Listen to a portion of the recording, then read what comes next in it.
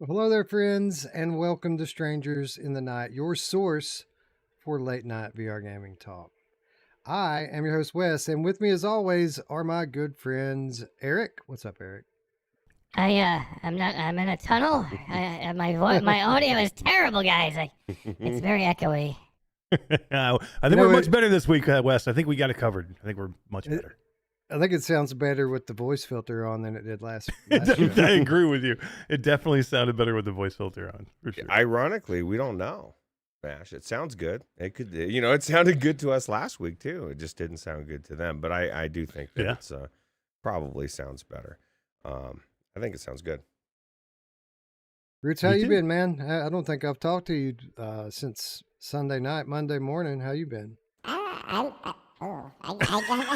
got Mash's echo.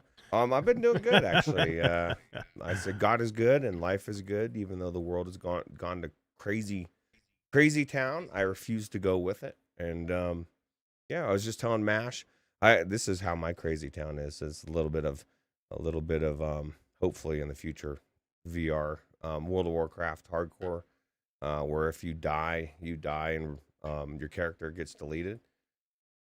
It's a different approach, a different feel. I'm afraid of everything, Wes, and it's just cool. It's just something different that I do on my own, a little bit on the side. But yeah, I'm doing really good. Need to play some Tarkov. Yeah, Escape from Tarkov. Actually, yeah, Tarkov or Tabor. Tabor. Yeah, Tabor's what I meant to say. Well, I'll tell you Tarkov what, just came it's out. actually a Freudian slip. It's so much like Tarkov that Tabor just rolls off your tongue as Tarkov. Scion's actually been talking to me about that. He is really getting into that game, and he wants us to go in. So maybe we should check it out. Yeah. Eric, even though your microphone sounds better, you're still coming to us from the pearly gates, it looks like. I know. Everything's pretty white. I mean, I'm in my new studio, but man, it's just like, it's stark. There's not much here, man. But hopefully by this time next week, maybe I'll have, hopefully I'll have everything here. I have my headsets back. I miss all my headsets, man. And, but at least I got my monitor, I got my desk, I got my computer back today or yesterday. Which was nice. Finally got my computer back, so it's just nice to be somewhat set back up again. But next week, I think we'll have it'll look a little bit different. Yeah. Mexican Independence Day. Happy Independence Day to all of my amigos out there. And Ruuts is drinking the Mexican Coke to celebrate. Nice. Hell yeah, refresco it says. So yeah. You know who else loves Mexican Coke? Oh yeah, different Mexican Coke. She'll go for days, Wes. But you don't even know, bro. You don't even know.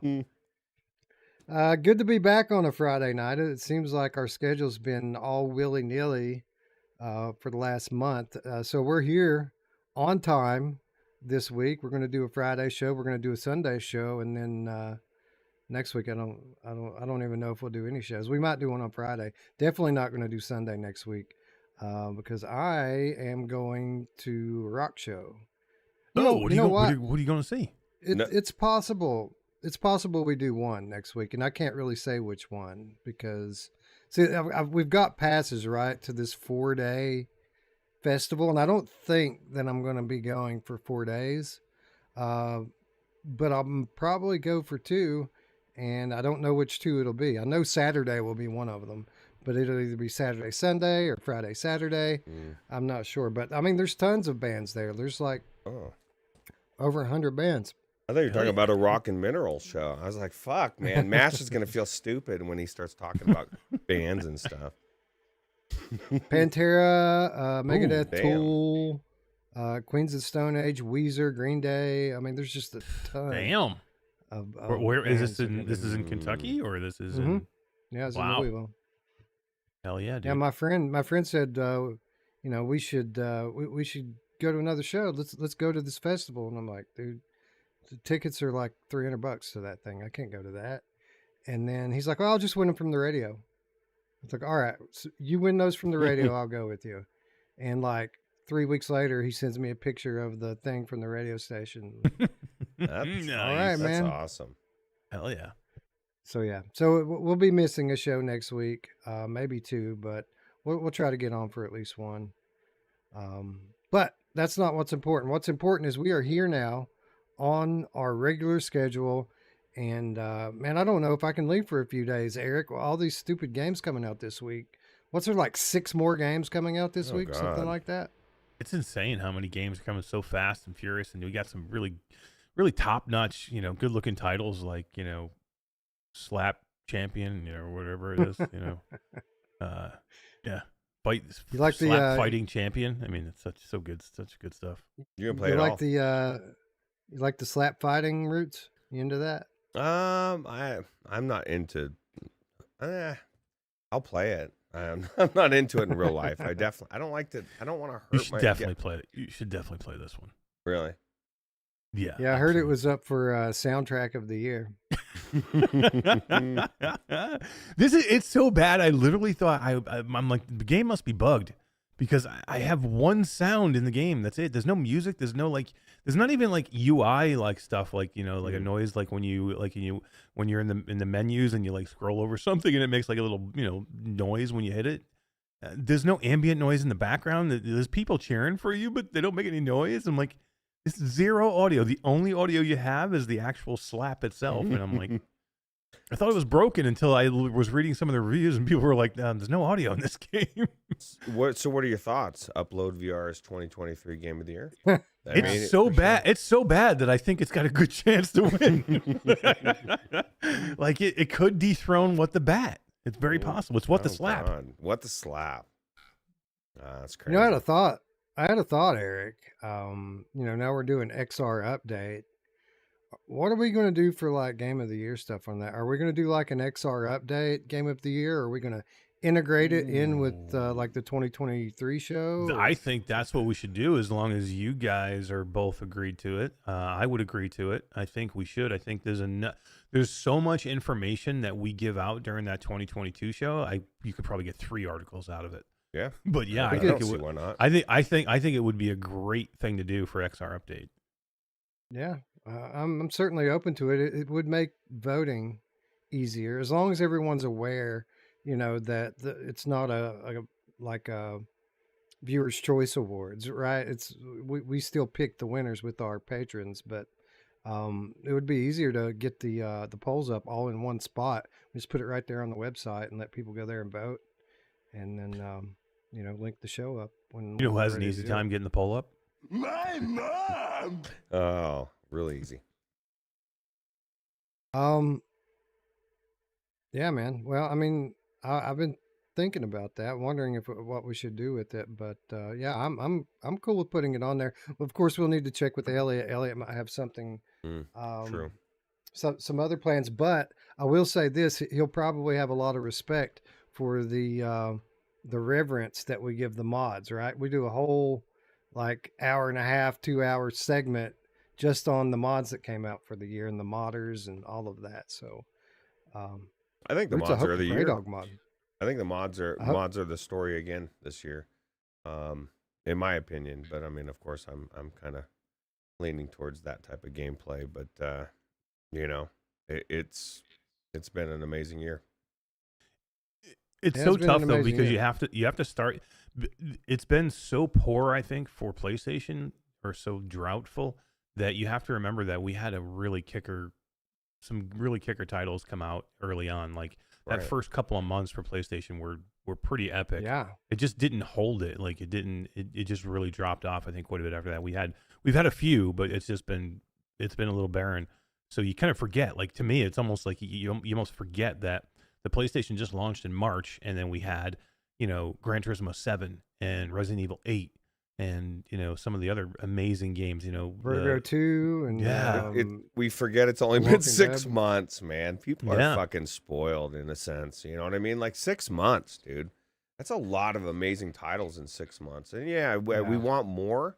We want more of the AAA. I was just telling D this today. We want more of the AAA hybrid games, but the games that we want, they take 8 to 10 years to develop. So like, they're coming. It's gonna. Who knows when? It just depends on when they got started, right? And we know our Resident Evil remake is coming, and so I just think it's yeah, that's coming in winter Actually, they Right. they revealed that this week that, Oh, wow. that's actually coming pretty soon. They're demoing it in Tokyo Tokyo. next week. Yeah, Tokyo Game Show. Yeah. Are you going? Go, Mash, come on, you're I jet setter, would, bro. dude, I would love to. We actually did think about going at one point. We were going to send somebody. It was either going to be like me or Jasmine to go, but just too much going. Just too much going on. You can't go everywhere, man. I'd love to. I would. Tokyo Game Show is on a bucket list for me, and I may go next year. But it's like right after Gamescom, and like just a lot to do. And then Meta Connect is coming up at the end of the month. It would be almost impossible. I'm heading out to Connect for that, so it's crazy. I think Tokyo. oh yeah, would be we cool had in we had general. an Hell yeah. we had an amazing beginning of the year with the titles that we mentioned, along with Switchback and Synapse and a bunch of other ones too. Um, and now Quest 3 is going to be launching in about a month, and we should have another, few months of bangers at least from that. Whether it be Definitely. Asgard's Wrath 2 or the Assassin's Creed game. Ghostbusters is coming in just a few weeks. So yeah, a lot of good titles came out. I think that there's a lot of disillusionment though because of Sony holding their cards so close to their chest and not really telling people what's coming. I think that's where a lot of the impatience comes from. Well, we've had a pretty strong release schedule in VR this year. People are just frustrated because we want to know what the next big one to look forward Right. to is going to be, and they're not telling anybody. I think Sony's just weird right now. Like, I like that game State of Play the other day. To me, it wasn't even just that it was a bad state of play for VR that I thought it was a bad state of play. Period. Like, and I knew it wasn't going to be a lot. There was going to be a lot of indie and third party titles, but I thought it was terrible. I thought it was one of the worst state of plays I've ever seen. All they showed was rehashes like of stuff that they've already shown over and over again. Like we saw in a state of play or one of the showcases, we saw a 20-minute long gameplay of Spider-Man. Why are they showing me Spider-Man again? We had a standalone showcase for Final Fantasy VII. Why are they showing me Final Fantasy VII again in a state of play that's just getting right before the holidays? Like, and then they let off, Wes. I haven't really had a chance to talk to you about this. They let off with this game, Baby Steps.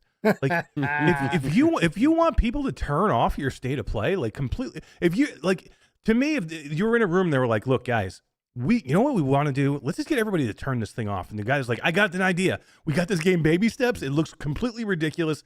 Let's come out of the gate with this game and we'll get everybody to shut this thing off. Because I literally thought, what am I looking at here? This was the worst thing I've ever seen. It's got grapple hooks, bro. Thank God, because the guy can't walk, man. He needs grapple hooks. I was like, what am I watching? There was a couple of good things. Like I thought the Helldivers 2 looked pretty cool. That did look pretty cool. Ghost Runner, and I dude. was like, Ghost Runner looked fucking Ghost Runner awesome. looked cool, and that'll be freaking great as a mod because I'd love to see it come out as a standalone, or made for VR, right out of the gate. But I think it'll mod no problem, and it was such a good mod already, the first one. But man, the Avatar game, did you not think? And I had a heartbeat of a thought until I realized it was Sony, and they're just gonna fuck with me anyway. But I had a heartbeat of a thought that game might have been like at the end they might go, in PlayStation VR2 because a lot of it looked like VR. It was first person. They were showing a lot of the hands in the game, and I'm like, man, this really looks like it should be VR. But that game looks exciting too. But everything else, I'm like, Yeah, ho hum, man, ho hum. the world looked really good in that Avatar game. That's what I was thinking. Is like, man, I'd like to be in that world and see what it looks like Yeah. in the headset. I wasn't super disappointed with the with the thing overall. I mean, they were pretty clear going in that this was updates for already announced games, that they weren't going to reveal anything new. I was excited to see that Resident Evil 4 is coming soon, and that they showed some more gameplay. They actually revealed a lot about the Ghostbusters game in the blog post that accompanied the state of play. Ghostbusters is actually going to be heavily enhanced for PSVR 2. Using all the stuff, the eye tracking, the haptics of the triggers, all of it, which is pretty cool. So yeah, I went into it with realistic expectations. I didn't have high hopes for it, and I was fine. I didn't care about the flat stuff one way or the other anyway. I was expecting 2 to 5 VR titles in a 3 to 5 minute segment, and I wasn't expecting like two big announcements for two big titles, though. I thought it would be a bunch of little stuff, so I was all right with it. Like I came away not that disappointed. You know, So I was watching with you on parole with kind of the sound off because I was with other people and we were talking during it, and I was watching the chat, and a lot of people were saying in the chat, as you guys were recapping it, we're not disappointed because we had low expectations. To me, that's a problem. If you have to go into a Sony State of Play with low expectations so you're not disappointed, that's a problem. Like, and it's a problem that people are like, yeah, I want to go in with low expectations. We shouldn't have to go in with low expectations. I think you're kind of misunderstanding a little bit. So, I did Without Parole 2 days in a row this week, and my whole narrative around this State of Play, because again, they said up front, mostly third-party titles, all just updates on stuff that's already been announced. And what we do with these showcases, whether it be State of Play or Upload or whatever, we always blow it so far out of proportion that it could be great and people are still disappointed about it. So my whole narrative around that 2 days was just telling people it's not going to be that great. Okay, let's keep it in perspective. So when people in the chat start talking about Astrobot and Wipeout, I have to stop and remind people, hey, that's not going to be there. They already said that won't be there. So when people were saying, oh, I'm fine with it at the end, I think that's why. Because, again, normally our expectations are up here. And by keeping them in check and having more realistic, because again, it was just a State of Play. It wasn't like PlayStation Showcase. This is the type of thing that they do. Typically, they're only about 15 or 20 minutes, so this one ran a little bit long. But no, I agree with you. Like, I'm still very disappointed by the showcase that we had in June. That pissed me off. That thing was terrible. But this, I went into it. I knew what it would be. And the fact that we got updates on two major VR games, I was pretty happy with that. And I think most of the people in the chat were too. I just wanted to see I wanted to see one new announcement. That's all. And it doesn't have to be Astrobot. Like, I'm not looking for Astrobot. I know they would hold that closer to the vest and do something more special to announce something like that. So it doesn't even have to be a big AAA game, but you could have held both the updates for RE4 and for and for Ghostbusters in a blog post. And you could have just announced one new game for the PlayStation VR2, and I think it would have been fine for everybody that was looking at it for virtual reality. I still think flat gamers were pissed off because I was reading a whole bunch of forums. They are not happy. They are not happy with PlayStation right now. Well, I mean, and I don't really give a shit about the flat games. They've been quiet for a fucking year. When's the last time you knew, like, that you couldn't see further down the road than one first-party title? There's always two or three coming, right? Yeah. Like, what's after Spider-Man from Sony? Like, does anybody know? Because I don't. What about that foam shooter game? You looking forward to that? Oh my God. Foam Stars. Foam Stars. I was just like, I'm watching it. I'm like, what is going on here? Yeah. I mean, like, I get people's frustration. Like, I understand it. Like, I'm in the same boat. Like, I wasn't looking for anything crazy. Like, people were saying, what's the game? GTA 6 was coming. I knew that wasn't going to happen. You know what I mean? I'm not looking for that. But a couple. It just seems like Sony's lost right now. Like, I don't know where they're going. I mean, it's right before holiday season. Unless they're going to have something in October or November it's going to be huge. Which I did hear some rumors of something coming towards in October. Showcase coming. Yeah, so I think maybe they're holding a few things for that, but I don't know. I just think it's like weird. They do these things weird. Like, I don't know, why upset everybody? Like, these things are not going to go over well. Try and figure out a way to do it better. Like, I don't know, baby steps. What are they going to do? Baby steps. They need to take baby steps, man. What are they going to do when the Steam console comes out next year? Yeah. Well, they better get good. Get good, bro. Yeah. Yeah, I think they will. Most people think that they've been tanking intentionally because of the competition with Xbox. Xbox bought Activision, and it kind of turn the world upside down because now they own Bethesda and they own Activision, which means they own some of the biggest IPs in the world. So if Microsoft wants to be a dick about it, they can just take their ball and go home. And the theory is that since Sony's been challenging this in court, they've been trying to make themselves look less and less like the monopoly that they are, and tank on purpose. Here's the good thing that we know. Sony has 26 first-party studios, and they're all working on something. And even if they're not telling us what that is, sooner or later they're going to have to turn that into profit. I hope so. And yeah, so it feels weird that none of them have been announced. Like none of them. Yeah, like, I know, right? Like it's crazy. You know they're working on the Last of Us 3. You know they are. Like that was a hit TV show. right? They're going to be telling the story of The Last of Us 2 on HBO next year. You know they're working on 3, but they'll never say it. And there's so many other studios working on so many things. But for some reason, they're just not sharing any of it right now. And I think part of it is this Microsoft thing. I think the other part of it is they're waiting as long as they can because the PS5, this generation, this console generation, got off to such a slow start due to the pandemic and all the supply chain issues.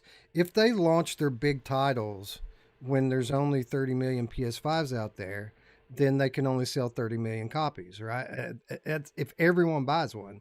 So every 6 months longer they wait to launch a big title is X amount more money that they make on that title because so many more people will have consoles to buy it. Or in our case, headsets. I hope so. There are people losing face with the PlayStation VR2 though. That I'm not one of them, by the way. Like I had my rant last night on the state of play, but I finished it up with guys. I am not giving up on Sony. Like I think this is going to be a killer holiday season. But there are people out there, Wes, that are like, messaging me or putting in the forums like, I feel like I've wasted my money on this headset, which I don't agree with because I think we had some bangers, but I agree with their frustration of. We feel like we need to know what's going on, and we just don't. Yeah, well, I feel that too. Best case scenario, we've got about 1 million headsets out there.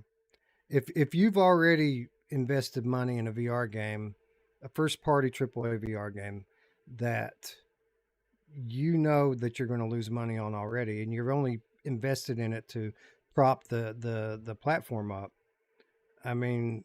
Again, every 500,000 headsets sold is so many more copies of that game you could sell. You just have to kind of walk that fine line of, giving people just enough to keep them engaged without having them sell their headsets and get mad and move on. So basically, Capcom is the one taking all the hits here because they're the one who keeps putting out their big AAA games while Sony sits on the pot waiting on the platform to grow.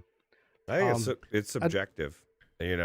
Whether people feel like they wasted their headset. Some people did waste their money on the headset. That's just the reality. I mean, even if Sony did a perfect job, some people would feel like they wasted their money. You're never going to get away from that. And so people just need to, I get the frustration, but I mean, patience is a virtue. And that's all it's out of our hands anyway. So what are you going to do?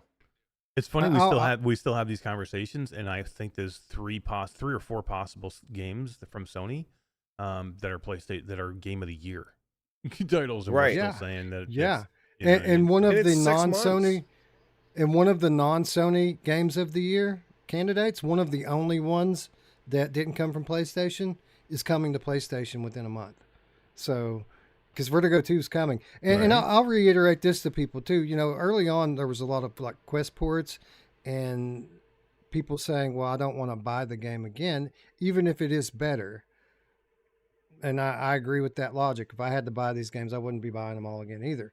With that said, they are better. They're better versions 9 times out of 10. And now we're getting to the point where these cross-platform titles are coming out and you don't already have them. They're new. So Hellsweepers, for example, is coming out next week. You should buy that on PlayStation. If you think that you wasted your money on your PlayStation VR, buy Hellsweeper on PlayStation VR. I guarantee it's going to be better than it is anywhere else.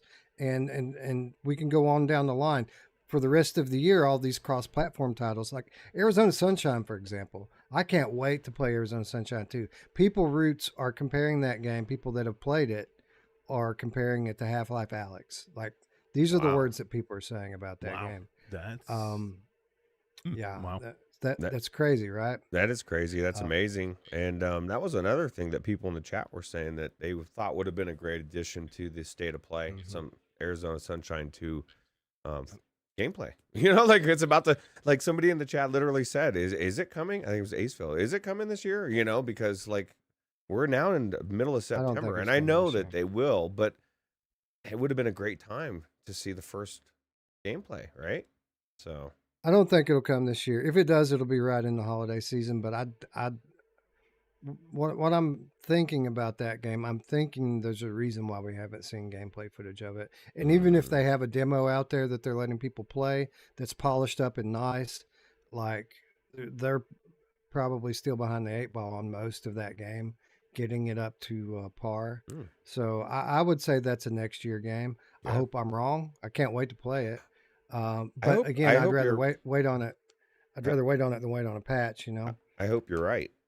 Actually, because I think you're probably right, and I would rather they wait and get it done and come out. I want it to come out and be fucking amazing. You know, like this needs to be the capstone, and people are like, dude, this is what Vertigo Games, right? Yep. Yeah. So Vertigo makes me nervous now. I don't know. They make me really nervous. Just with the way they ended up with After the Fall and some of the other things they've been working on. They laid off a lot of their teams and people.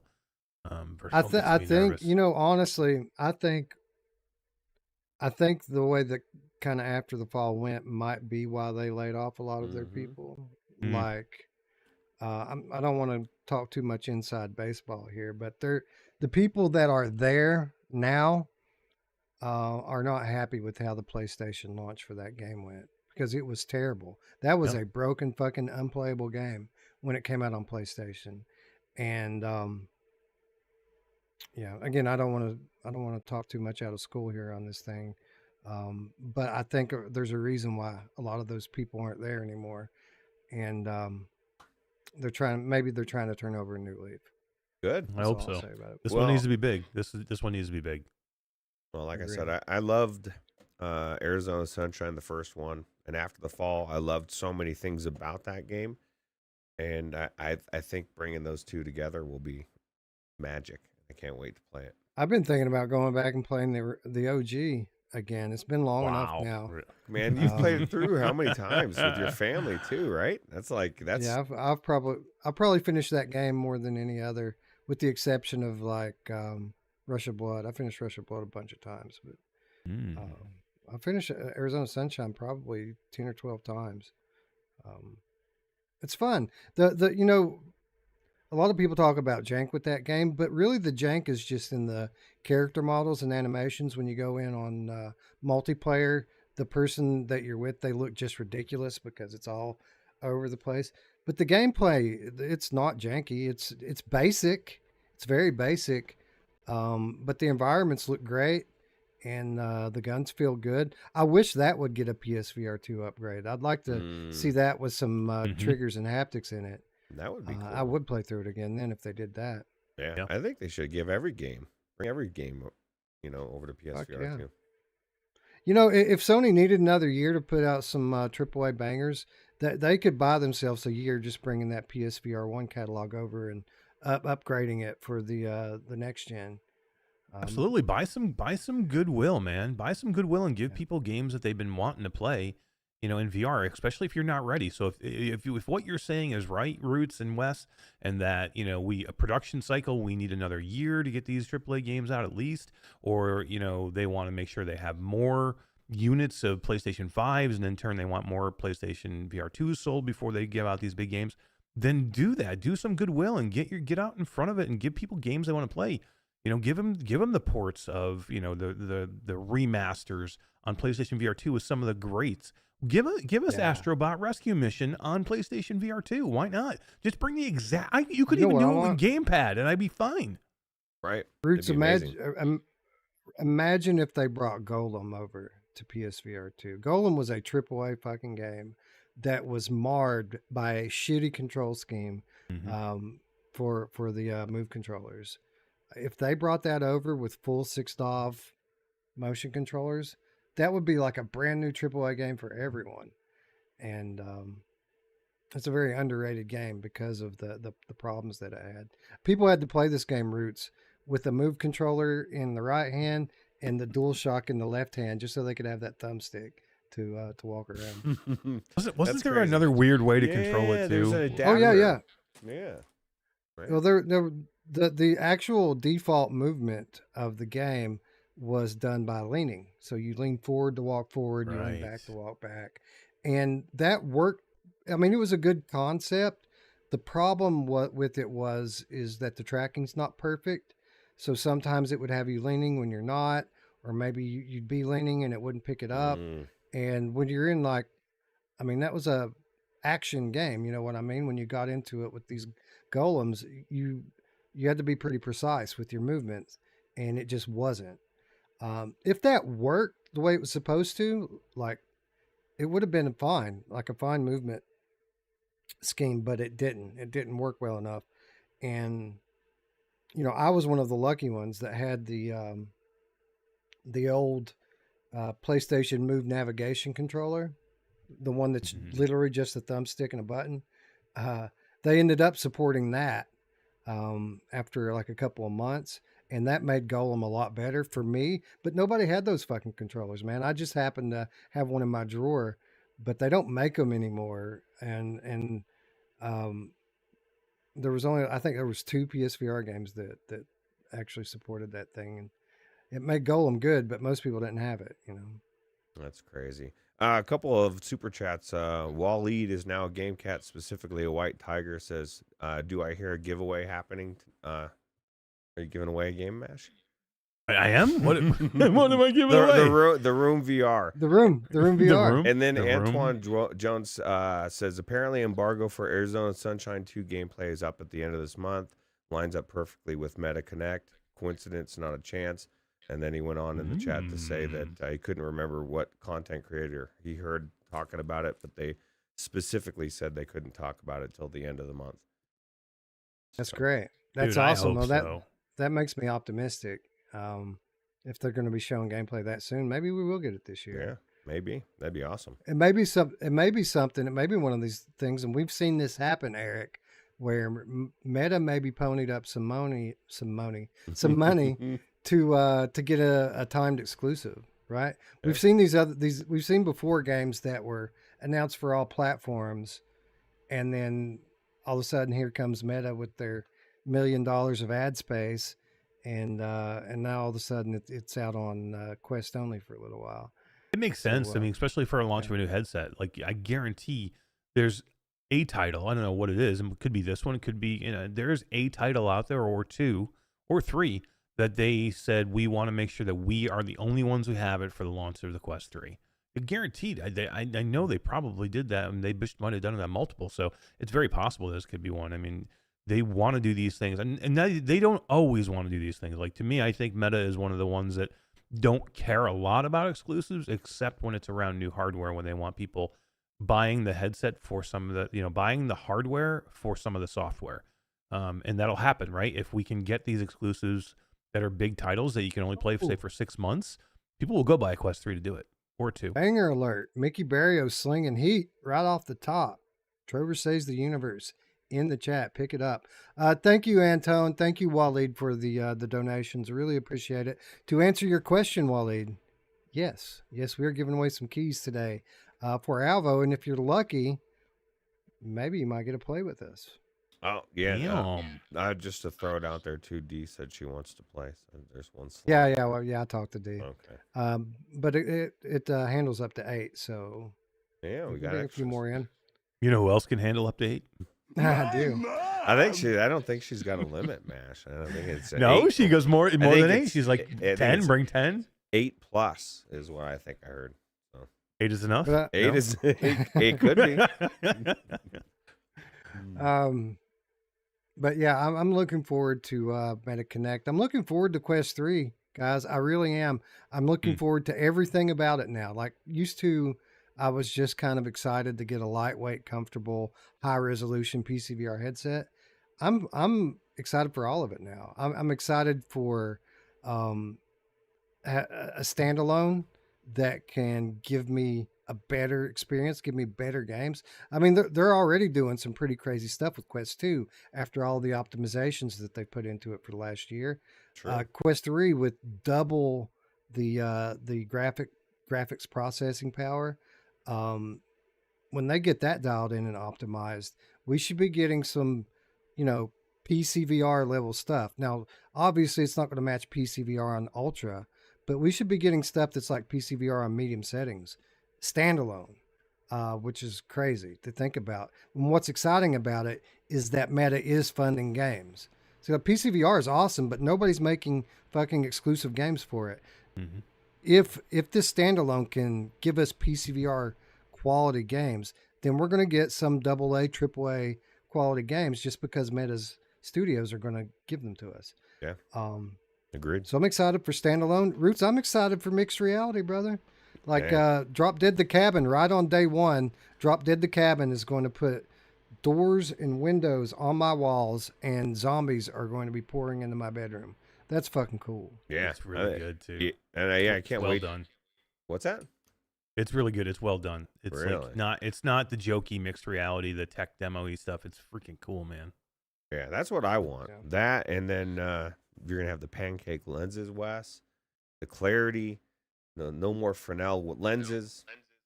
Fuck those lenses, man. I want hybrid games. I want hybrid mixed reality full VR. Like I'm in my room. We've talked about this before, Roots. I'm sitting in my room and you know, maybe the AR at that point is just maybe my TV screen. Maybe I'm playing a flat game on a TV screen through the mixed reality, and then all of a sudden the roof gets ripped off of my house and I get sucked out into a full VR world. Like that would be fucking cool. It would be cool, and it's probably gonna. A couple of people are gonna lose their minds. They're at psychosis. They'll be like, "What is happening?" How about this one? Okay, so a monster bashes through the room and starts throwing blue and red blocks at you, Eric. And you got these lightsabers. And you gotta slice them, dude. Yeah, that would be fucking amazing. That's and then I gotta slap fight him right after that. Yeah, take some baby steps. And then baby steps, and then I have to hit him with bat hands right after. It'd be fantastic. This could be the perfect party game. Yeah. Slap fight bat beat saber championship. I think you're right, Roots. I think people are going to lose their minds, and I think the exact moment when they lose their minds is going to be when the adult film industry picks up the MR, so that you can just sit people right in your bedroom or whatever. Like that's going to be revolutionary. It's going to bring millions into the metaverse. Oh yeah, PCVR attachments, USB. I already know. I bet you do. Yeah, you know who else already knows? Crazy. Oh yeah. My mom. Yeah, she does. Oh, anyway, I could sit here and talk about the very near future of VR for hours, but we've got 3 games on the docket tonight, and I don't want to be up all night. So I think it's about time we say hello to our friends in chat. Yep. Friends like Old Darth and JS are here. Hooked Worm, the Hoosier Game Cat, is here. Assassin 32 VR is here as well. Tatum is here. Zale 2318. Tatum says Quest 3 is going to be his go-to PC VR headset. It will be mine too, if it connects. Yeah, that's what I was going to ask you. Do you think you'll get AirLink to connect finally? That'd be cool, dude, right? Do I think I'll get wired link? Because that didn't even work last time I tried it. And I got online and looked at some forums, and it wasn't just me. Something about the most recent update fucking broke wired link for some wired people. Link won't work for me either. I have to use AirLink. Like literally, there's nothing I can do to make it to register that I've got a headset plugged into it, and it's kind of frustrating, to be honest. So AirLink's been broken for me for like 3 months. Like I've never had an issue with it before until about 3 months ago. Then it would not connect to my PC at all. It wouldn't connect to my PC nor my laptop or anything. I had to play wired. There's the only way I could play. until yesterday. I had another update on my headset, and there was updated drivers for the Oculus Home, the PC Home, the Rift Home, and I updated both, and then all of a sudden it connected for Link. So now I played Link cable last night and all day today. Oh, listen to Mash. You think Go check you're it out. Better than me. Go check it out, Wes. Maybe it's finally working. Chinatown D, what's up? I was trying to. Hey, what's up, D? This one. This man legitimately thinks that he is better than us. Yeah, Mash, you think you're better than us, dude? I'm back in business, man. I could hook up Link if well, I guess I can't. So you're saying I don't have? Which do you think driver do you think could be my headset? Yeah, I don't know. The headset itself, when I went to power it down, it said plug in your headset. There's going to be an update, and you need power to your headset to run the update. So I plugged it in, I let it sit overnight, and then the next day I went to run, open Oculus on my computer, and it said drivers need to be updated, and there's an update. So I clicked on both, and it updated, the headset updated, and then all of a sudden I went in and I just happened to say, well, I'm going to try the Link now all of a sudden because it was an update. And it worked. So, and again, it hasn't worked for months. So, I think it broke it for a lot of people for different things. So, it might be time to try, Wes. Just give it a try again.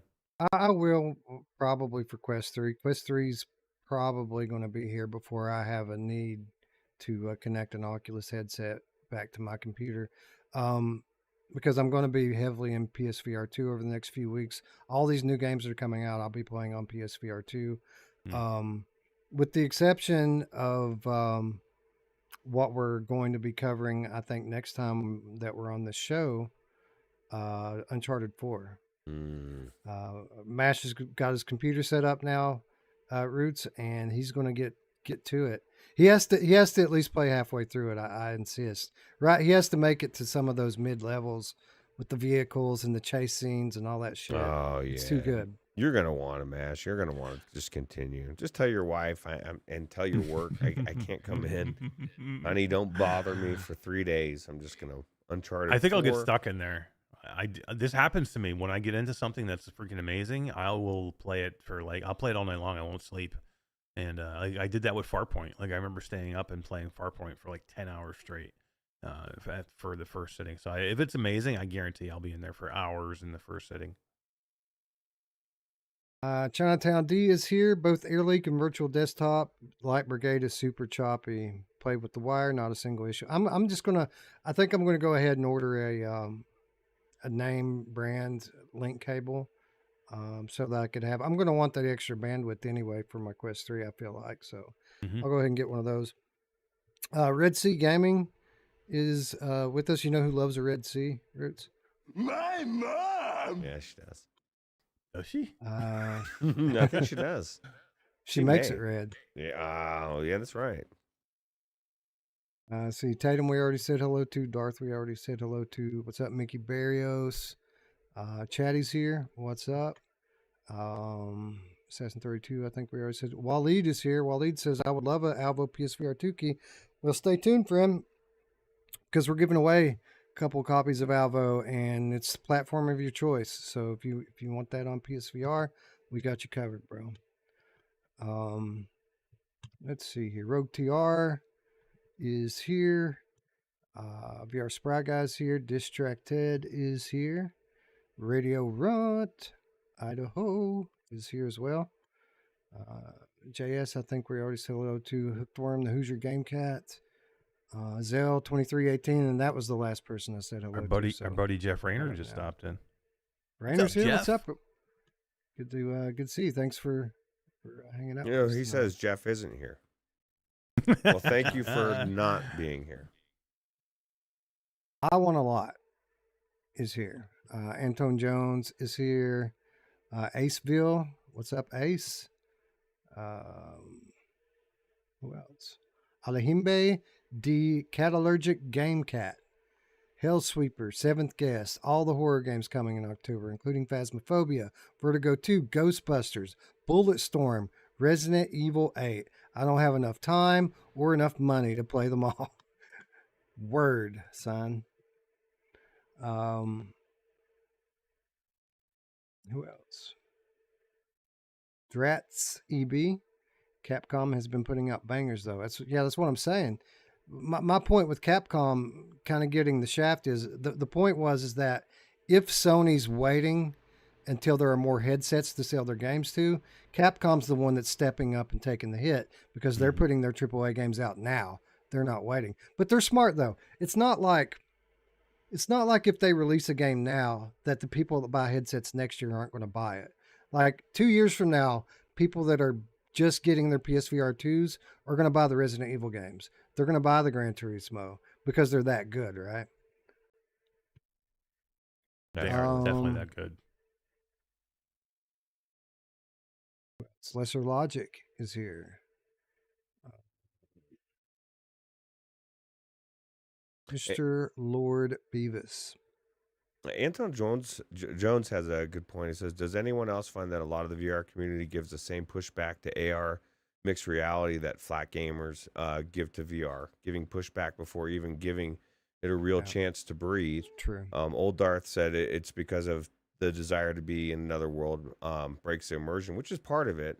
I think the biggest part of it is right now we haven't really had a very solid, good example. It's kind of, at least the people that have been around for a long time, we've been through that gimmicky stage. And so like, it just seems like a gimmick. And like Mash said it's about to not be a gimmick, and everybody's opinion will change once that's the case. But right now it's kind of gimmicky. How good was Yuki, Eric? MR. Really good. It's even cool, now, right? it's still one of the best examples of MMR that you'll find. I felt like I could play better in MR because that's a game that puts you moving around a lot. And when I'm fully immersed in VR, I kind of have to pull back my movements because I don't want to break my TV. I don't want to break my wife's nose. So playing a game like that, being able to see your surroundings isn't such a bad thing.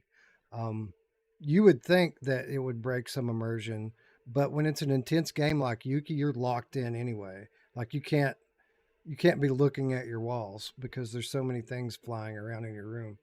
You know? Well, I think once this new version, like Mash was saying, that looks that much better, I think it'll be that much better because of it, right? Like right now, when I go into it, all I see is the color grainy look. I can't, you know what I mean? Like when I'm playing Demio or looking at Demio, you're looking at everything, the board and everything else. You're not even going to pay attention to what's going on.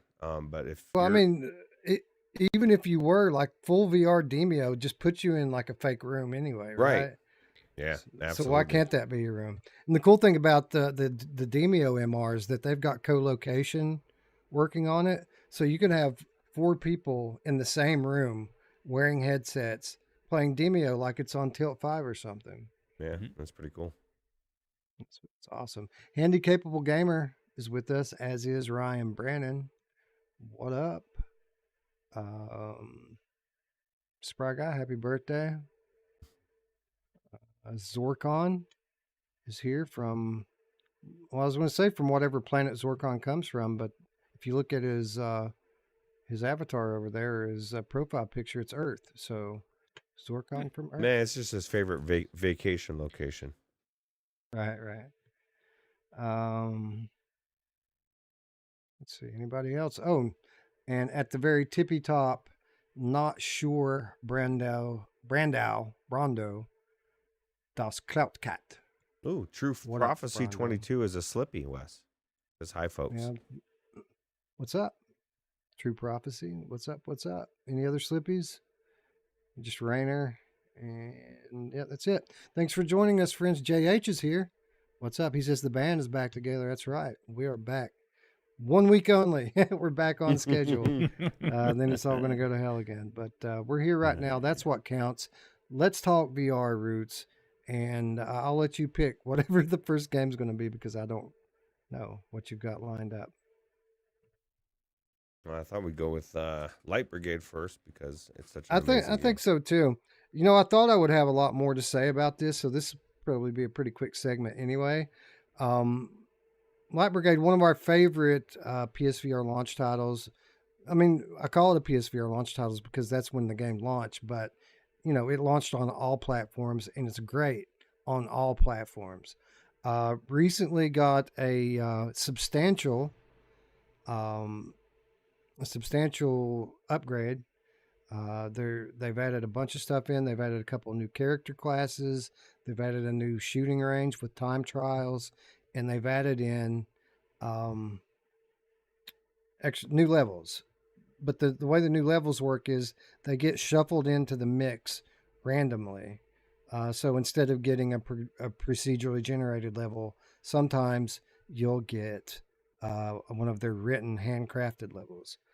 So I wanted to come back to this game for a couple of reasons. First of all, because it's one of my favorite releases of the year, and I haven't played it since probably March or April. Secondly, I wanted to see some of this new stuff. But Ruuts, I go in there, there's 2 new character classes that are locked. So, like, I didn't play through all the old classes yet. So, these new weapons and stuff they put in, I didn't get a chance to use them. I did the shooting range for a few minutes, and that was pretty cool. But then I did a couple of runs trying to get one of these handcrafted levels, and I didn't even get one. So I went in to see basically new content, and I didn't see much new content. With that said, It's I there. did remember why I love the game so much, and I had a blast playing it at any rate. Yeah. Well, I'll tell you what. I was just talking to Mash before the show, and I was saying the same thing. I said that engineer class looks fucking badass. I can't play it. Like I'm even further behind you. And I think that if I'm not mistaken, that's the last class on there. That'd be the only thing that I wish that somehow they could change in this game is somehow giving me the ability to play different classes without having to play through the entire game on each one and work my way. I know that's the progression, and so that's the conundrum. But yeah, no, that's super cool. I think the other additions like the hat, the different items is pretty cool as well. And I also did not get to see a procedural or I guess a handcrafted level. So that was kind of a bummer. Yeah. But I did go back and watch some video on YouTube, so I got to see what it looks like, just not in the headset yet. So I did get a few of these new items, which I thought was pretty cool. I got the health canteen. I got some of these syringes now that give you special buffs. So I did get to play around with some of the new stuff. Eric, I didn't get to play any handcrafted levels, but I did stay at a Holiday Inn last night. Did you? No, That's no, I excellent. didn't. Did you get a chance to see any of this new stuff in there when you checked it out? Not a bit of it. And I played a couple hours worth of it too, man. I don't have anything opened up either, so you can't get in and play it, which kind of sucks. I would like to be open right from the scratch and don't make me run through everything to get to them. But it looks good. Same thing with you. Like I remember why I love this game so much. I don't know. Did you guys have any issues though? I had issues with the game this time. Like I had some crashing issues. Not crashing issues. I had some like jank happening to me, like several times loading into levels. I had enemies spawning like off the map, like shooting me through walls. I had the wolves like teleporting across the screen, like not running, but just like fuck, dragging, dude. like dragging across the screen. It looked like they were dead, just dragging across the screen in front of me. And I thought, okay, maybe this is just a bad one. I turned everything off, restarted it, and I ran through a little bit, and then all of a sudden, same thing. I had enemies shooting me Wow. from What off the platform did you map, play on? like you know that first level you go into, and when you come out of the first gate, there's nothing behind you, right? It's like all just fog, and you can see where you can go to the edge, and you can just look over the edge. Well, I would hear footsteps behind me, like in the fog, and I'm like, where the hell is this coming from? I would start to progress into the level a little bit, kill some of the enemies in front of me, and then that must have alerted whatever enemy was like off the map behind me, because then all of a sudden I'm getting shot, and I'm like, where the hell am I getting shot from? And then I would die, and I'm like, where was this from? And like, I don't know, and then I wouldn't be able to clear a level. I would get to the end, but this enemy that was off the map was somewhere, and I couldn't get out of the level because you have to have all the enemies dead before you can clear the level. So it was weird. So I mean, I've never had that kind of issue with this game before, so I don't know if the update messed anything up. But I had I would say probably 3 out of my 5 runs I had some type of issue. Wow, dude. Um, No, I didn't have none of that. What platform did you play on? PlayStation VR2. Yeah, me too. That's where I played it at. I had nothing. The only jank that I had, um, you know, the boxes that have a lock on it that you can shoot off. I found one of those that I couldn't shoot the lock off of. Oh, really? Okay. But that was the only jank that I had. It ran perfectly for me, and I played it for a couple hours. So, I don't know, any Yeah. jank roots? Not really actually, but I played on the Steam version, even though the haptics and everything, the pro controllers. Once I played this game with the pro controllers, I don't know that I could go back to playing it the other way. It's so weird. It's like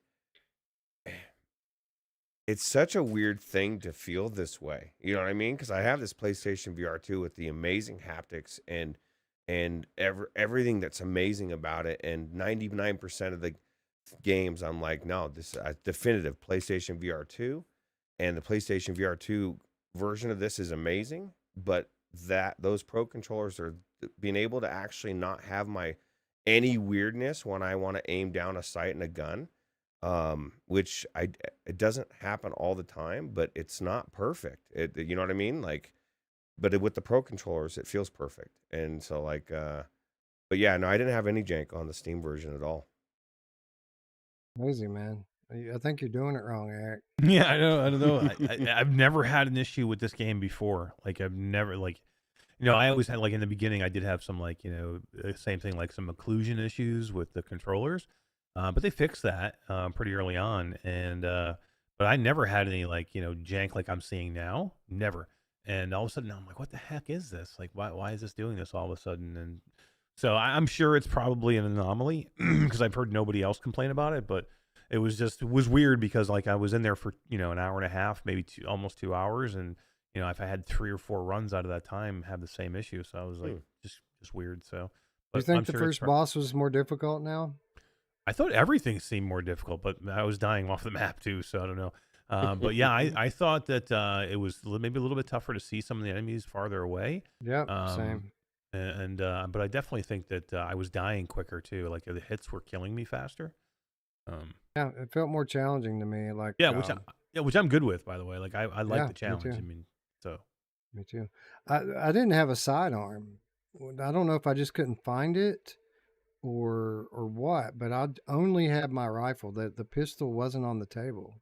Yeah, that must be. Mine was on the table. I picked it up both times. Wow, really? Yep. Okay. Maybe I did have some jank then, because I looked for it and could not find it. So I just played with my rifle, and no pistol.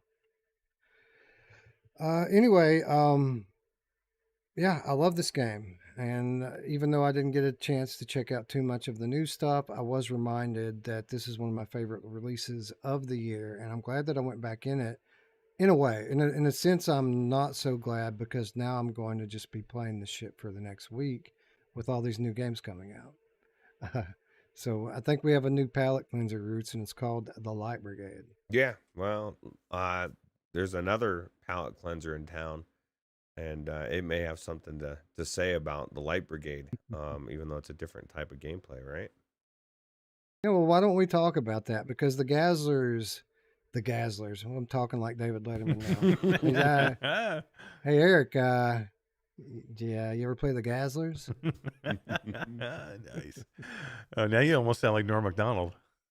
Yeah, it's Norm Macdonald doing David Letterman. David Letterman, there you go. So Gazzlers just came out on MetaQuest 2 and Steam, coming very soon to PlayStation VR 2. This is a game that we covered probably a year ago or maybe more, as there was a active demo during the Steam Next Fest, and we played that then and we enjoyed it then, and for that reason we're covering it on launch now.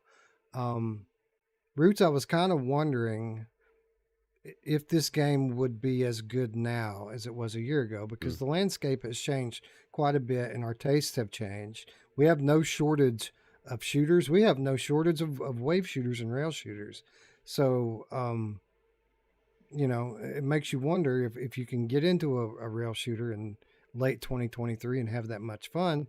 But I did, man. This game's got a lot of attitude. It's very unique in the sense of the kind of vibe that it gives you. And in addition to all that, it is extremely challenging. Yeah, it's extremely challenging. Extremely addicting. Even the little fucking robot is like in between runs is like, you can do another one. Like he's like prodding you on. He's like, come on, do another one, and all his little quirky things he says. But what I was impressed with the most outside of just actually how good the game looked, I don't remember it looking this good or the gameplay being this fun, was the deep progression, right? Like there's just so many different things that they give you to try to level up. And so the whole thing is you're getting these fragments from not only killing the things that you're killing, but the balloons, the different things, right? And so you're trying to do that. You're also getting these things in between rounds. I just found myself actually for one of the few times that I have ever done this, I was chasing the leaderboard for those fragments, and I passed you, PD. PD was ahead of me like 5 or 6 levels. I was like, fuck this, man. I'm getting above him. I'm like 32 now or something on the Steam version. But no, I'm actually really enjoying this. And I feel like the hook has already got me in there. And I can't imagine how much the fragments cost because the second level is 10,000. And so I imagine maybe every level goes up 5. So it's a lot of gameplay to get everything unlocked, right? So Yeah, that's it. That's it. A classic roguelike progression system in this game, Eric. And I feel like that's everything. I don't feel this game would be what it is if it weren't for the progression. Because yeah, it's hard. You die a lot, but you have to die a lot, or else you won't get better. You won't get stronger. And it seems like they have enough of a progression here and a steep enough difficulty curve that it's going to take some hours to get deep into this thing. Yeah, yeah. If this wasn't a roguelike, roguelike, I don't think it would be good. Like I think it would be mediocre at best. I think the gameplay and the loop of a roguelike make the game because it looks great, the gameplay is great, but I mean, it is a wave shooter. There's not a ton here, but the progression and the way you bring yourself through, the way you can, each individual run being different because you get these different perks that you're only, they're only in the run perks. You're not keeping them, from run to run. You're only keeping them in the current run you're in. In between rounds you level up, but you get things at the end of each level that you make it through. You get like an option to get some type of upgrade to use for that run. And those things being random and them changing your run, and then your decisions have weight to them, because the way you decide which one you end up taking can vastly, change the outcome of how you do. And it is hard. This is a hard game to play. Like did you see a difficulty level? I didn't see one anywhere. No. I just To think pick a it's difficulty harder and level. harder as Which you is go great. along, right? Like I'm glad. I don't want to like this is a game that I don't think they can like baby you through. Like I don't think there should be an easy level. I think it should be hard off the bat. It should be difficult to do. That's the beauty of a roguelite. It should be like you should be dying all the time until you can make yourself a little bit better, and then you make some good decisions in round, get a good run going with some good weapons and some good perks, and then you can start to really get your score up, which I absolutely did and killed PD and Ruuts' score. Did so, you beat I my mean, score? You damn son it. of a bit. You did. You son of a bitch. Oh my god. I'm like, yeah, I think I'm like 29 now. I think. Oh my god. I'm like, I had to get above Ruuts. I I didn't felt see good- Wes I on the felt list. good for a second there, but well. But yeah, I mean, this game looks beautiful. I was talking to Ruuts before the show when we were getting ready. I love the Light Brigade. It's a really good game, but I found myself wanting to get out of the Light Brigade so I could get back in and do more Gazzlers. So that's to be said something. I absolutely love this game. It is not as deep as say like probably the Light Brigade. So I think in the long run that's probably a better game. But when a game hooks you like this and you just want to get in and keep playing it, like right now, I want to get back in and keep playing it so I can get more scrap, so I can go and upgrade myself and get better and better and better. I want to get like top. Like when you have leaderboards like this too, and if you want to be a leaderboard chaser, which like Wes is really good at too, it gives you reason to get back in there and do that one more run, like what Ruuts is talking about. Yeah, it's hard to stop. It's like Pringles. Once you pop, you can't stop. Mhm. Lucky for me, I played offline because if I had gotten into this leaderboard chasing like you guys did, we probably would have been late going on tonight because I would probably still be chasing it, right? Yeah. Yeah. Well, Um, one of the perks is actually, or two of the perks actually reflect your scrap, right? Gives you a better chance to get scrap. And there's so many different things that I thought was cool, like the rarity of items, right? Like a little bit rare, even better, and like the last one was like, yeah, that you're gonna be balling rare, whatever it said, I don't remember, but I just felt like there was like legitimate progression you could make, and you need it. Like I only made it like a small part of that train ride, because I keep dying. But I think you're right, Mash. Like it's like when I first went into Remnant 2 and I just kept dying and dying and dying. You're eventually getting so much scrap that you're now able to upgrade your life and your damage, and then you're upgrading your, whatever it is. I mean, I did put 10% into to scrap to beat PD. But I just feel like there's a lot of what I like in a game, which is a reason to go back in. When I'm thinking about a game after I'm done playing it, and that's a good sign for at least having fun, right? So Eric, this game was initially intended to be a co-op game, but they, for whatever reason, decided to drop that out during development. Um, you think this is a game that would be much better as a co-op game, or is it just kind of like Dick Wild, where it's good by itself, but co-op's cool too? Are we missing out? Do you think because this isn't a co-op game? I think this one could be probably less like Dick Wild and more like Mother Gunship Forge and the co-op you can do in Mother Gunship Forge, because this game reminds me a lot of Mother Gunship Forge. Roots and I were talking about that earlier too, and he was saying that maybe he even actually likes this one a little bit more than Mother Gunship Forge, and I think they're very close. I don't know if I'm willing to say that yet. I want to play a little bit more of this one, but I think it feels like Mother Gunship Forge in a lot of this game, and I think I love the co-op part of Mother Gunship Forge, being able to work together and help each other with different perks and items. I don't know if that's going to be the case here, or if that would have been the case here, but I still would love to see them bring it in at some point. I think it'd be too easy, maybe.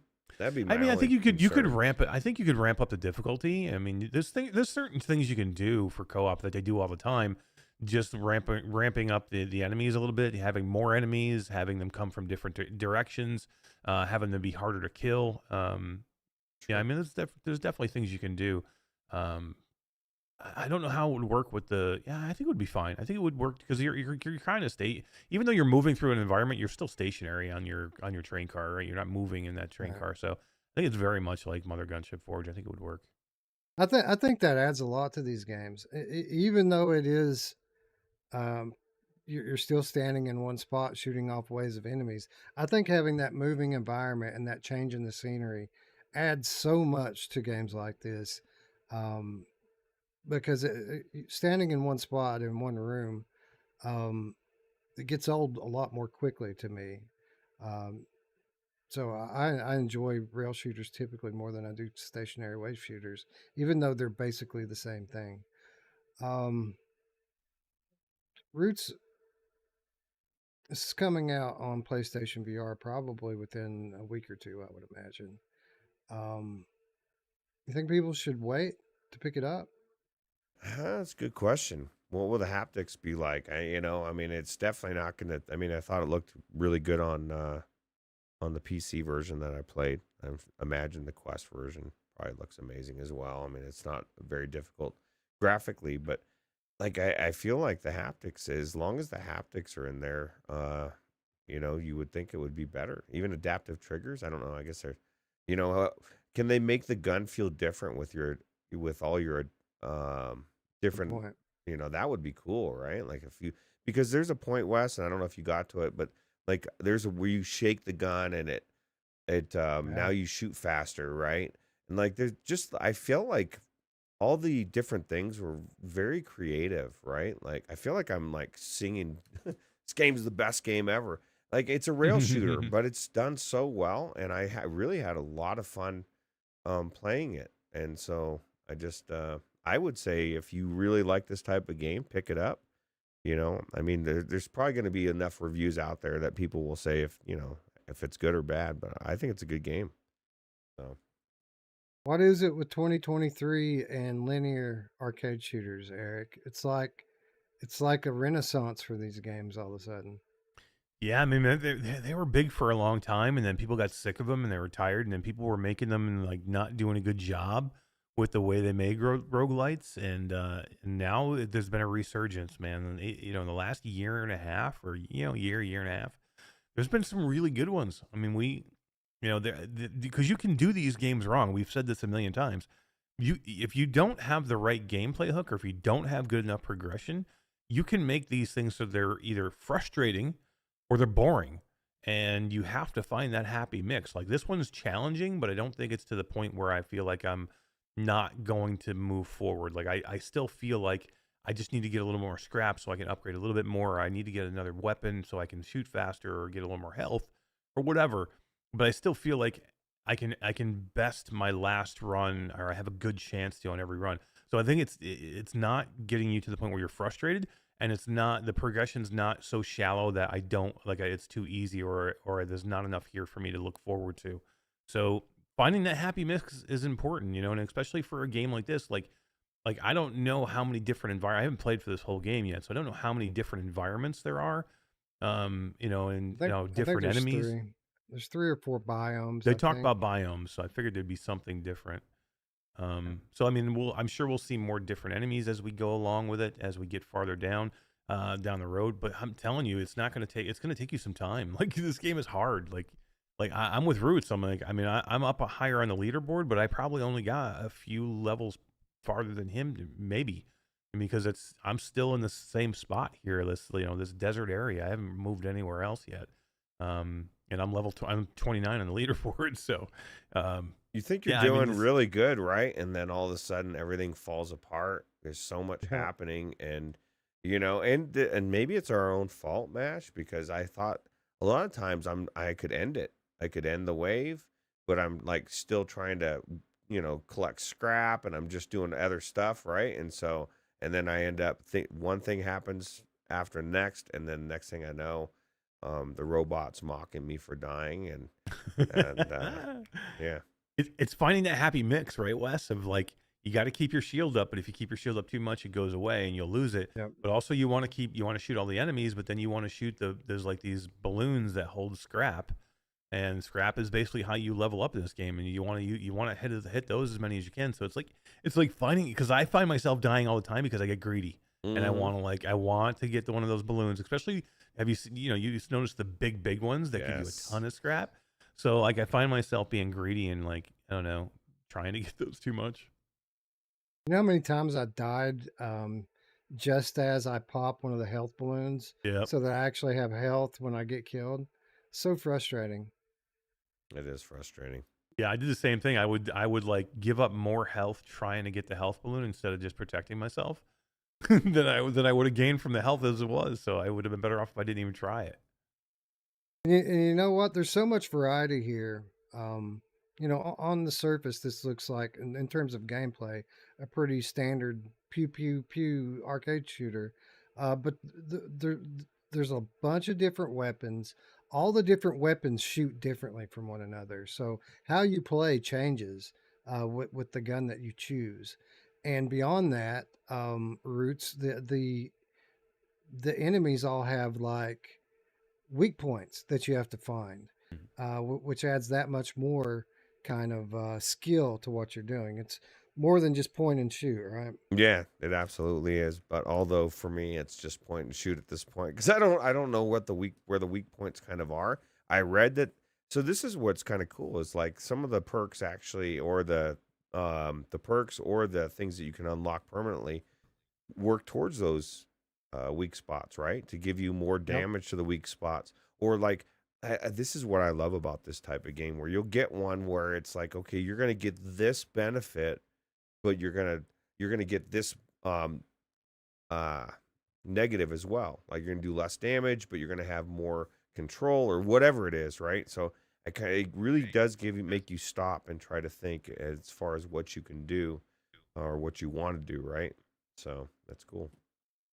Eric, did you notice that some of these enemies had armor on the weak points, and that armor was actually another one of these little dudes that they just taped on Yep. over the weak spot? That's fucking hilarious, right? It's too funny. I mean, like the whole idea of the Gazzlers thing too is there is some humor here to this thing. Like I said, Ruuts said with the robot that kind of like is with you and helping you out, but the Gazzlers themselves are too funny. Like they have these little like flying ones that are like they have another one attached to the bottom of them that's like dangling off of these little individual drones, and then they have these planes where you have them like strapped to the wings and. It's pretty cool, man. There's not really any story here that I can tell, or they don't talk about like what's going on or anything that I've seen yet. But I mean, it's funny, which I like that about it. It's funny that we're looking at this kind of game where it's, you look at this game on the surface and you're like, what am I looking at here? I mean, this is, and we're glowing about this game and how good it is, but this goes to show you that it doesn't have to be Half-Life Alyx. If you have a good game and you have a good hook and you have a good gameplay loop, you don't have to be like, I people get on me all the time because they're you're always killing these games. You don't like anything but like, shooters, and it's not the case. It's, I like games that bring me in, that give me a reason to go back. You know what I mean? So, just make a good game. It doesn't have to look beautiful. They did a great job with this game. And to me, this cell shading is awesome. I love it. I think it looks beautiful, but it's cartoony. And I know some people hate cartoony, but it is, and it's awesome. But you got sucked into an arcade game, right? Or cartoon. So. Yeah, exactly. Imagine what this thing's going to look like in a couple weeks on that OLED there. I can't wait. It's going to burn your eyes out. I was like, guys, do you have the key yet? And they're like, no, we don't have it ready yet. And I'm like, no. I feel like I kind of saw it with the Quest Pro a little bit, but probably not as good as the OLED's going to look, but definitely the colors popped for sure. I just think what you said is accurate. It's all about the gameplay, and I think that's what developers need to remember, especially about games, is like they need to be fun. They need to actually be. Like we play games to have fun, and so like a lot of developers will get us into their world, and the world's amazing, and then that's where it ends. And so I'd rather go into a game like this that the graphics aren't the best in the world, but the gameplay was more fun than probably most of the games in VR that I've played in the last month. And so like it's just it's got depth and actual gameplay to it. So good game. $20.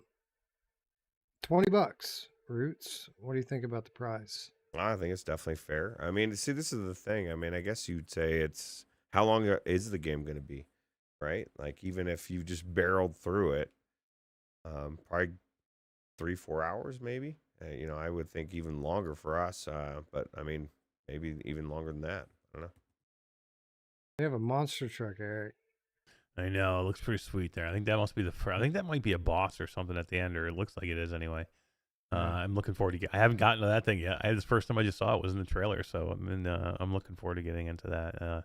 This game for me is definitely $20. I mean, there's games out there that I'm like, I'm always like, at this price, I think it would be better. But I would pay $20 all day long. This is one of those games that you don't like. There's some games out there that are daunting that I don't feel that I can just jump in for 20 minutes, a half hour, 45 minutes, or I can leave it for a month and just jump back in and have fun. There's games like that. I feel like that all the time. Like No Man's Sky is a game like that for me. It's too daunting. It's too much. It's too like I don't feel like I can just go in and go out whenever I want to. This is a game I think you can jump back into, just like Mother Gunship Forge. I jump into in and out of Mother Gunship Forge all the time. I'll take 2-3 weeks off and I won't play it. Then I'll go in and I'll play it for 2 hours, or I'll go play it for 4 hours and I'll play it for 3 days straight. For a few hours. So I think this is a game that you'll replay. It's hard, so I don't think you're going to beat it quickly. So I think there's a ton of gameplay here, and replayability here. So $20 all day long, I would highly recommend this game. Yeah, I agree. I think $20 is a fair price for it. I think it's priced appropriately for the amount of gameplay that you have here and the quality of gameplay. They took their time getting this game out, made sure everything was polished up and good, and it is. It seems like something you play in an arcade. You don't go to arcades and have a bunch of jank and weird shit flying around everywhere. You go to arcades and games just work. They're typically pretty high quality, and that is what you have here. It feels very arcadey, but it's also very fun. And if I could pump quarters into a machine and play this, I probably would end up paying $20 out before I got done. So, yeah, well done, developers. Thank you for providing us with review access, and definitely a game that I'm going to be going back to in spurts, probably between other games, but probably a game I'll be playing for a while. Yeah. Right. Any other shooters, Ruuts, that we can talk about this week? Only the best one ever to be released on PlayStation VR2. What, Crossfire Sierra Squad? Oh yeah, Crossfire. This is Firewall Ultra. Firewall Ultra. Yeah. Or Alvo came out. Alvo came out on PlayStation VR2 this week, returning home to the platform where it was born, PlayStation. People have been waiting on this one for a while, Eric. I mean, it doesn't have the same amount of following as like a Firewall has, but it does have a very faithful following. People who like Alvo love Alvo, right? Yeah, it does. It's got a good community, man. It's a good, strong community. They seem to like really kind of like it's like anything with these multiplayer shooters, and you need like a strong community behind it to help new players in, to kind of have some place where you can go and meet up with people. And it was a big PlayStation VR1 title that people absolutely loved. And even just since that launch, they did the Quest launch, and they added to the game. And then to me, again, definitive way to play this game. Like I love the PlayStation VR1 version was great. The Quest version I thought was really good. It was a good port from PlayStation. Just getting it on the Quest was fantastic. But again, definitive version of this game is the PlayStation VR2 version. I think it's really good, fast paced. This feels like Call of Duty in VR. I agree. As has been the case with many PSVR2 ports, this is the best version of the game. Now, with that said, they're not done with this, but they're kind of just getting started with it. There are so many things coming soon and coming later. Ruuts, I feel like it's better, but it's just better by default, right? The headset's better, and that makes this version of the game better. It's more, first, I mean, it's visually a lot more sharp than we've ever seen this game. And even though the haptics and trigger integration is kind of basic compared to some of the other games we've played, it still adds to the game, even at its current implementation. Would you agree? Yeah, 100%. And I would definitely like to say that this is, like I said, finally we have a fast-paced shooter in VR worth playing. Not that the other ones aren't worth playing, but I think this is to me, Alvo is the best feeling shooter for me. I just like the faster pace move and movement, and I'm glad that they're still working on their game. So I like the variety of it. I like that there's so many different game modes and so many different weapons and perks. This is a lot of game for $20, Eric. It is. It's another. Again, we're just talking about Gazzlers. $20. I mean, this game, $20 is so much replayability here. The amount of stuff that you can do in this game for $20, and like how much gameplay you'll have in here. You could put hundreds of hours in this game.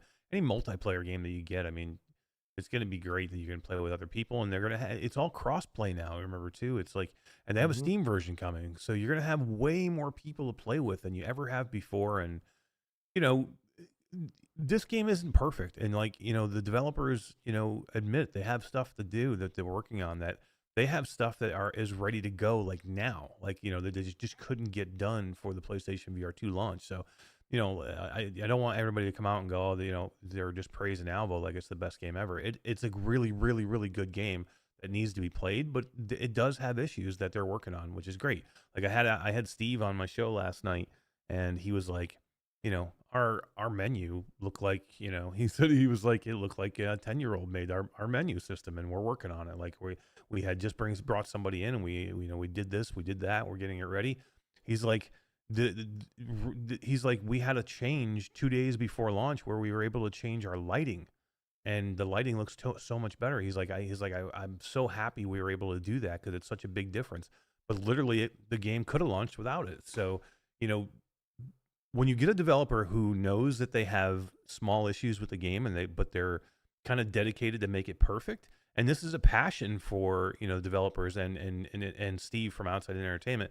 I mean, the whole reason this game is even a game is because he saw that this game was going to die. It wasn't going to make the PlayStation VR 1, and because of funding. And then as a player, he wanted to see the game, so he went and helped them and funded it, and that's how he became the publisher.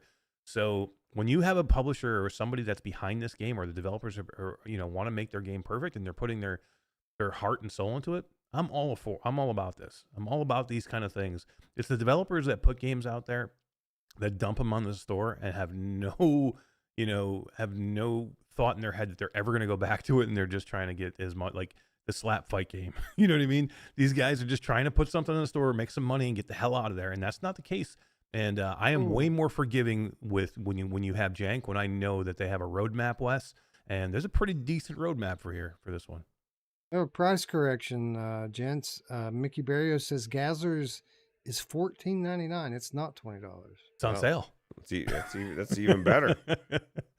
Nice. Yeah. Well, I think what you said nailed it, That's Eric, about Alvo is the developers.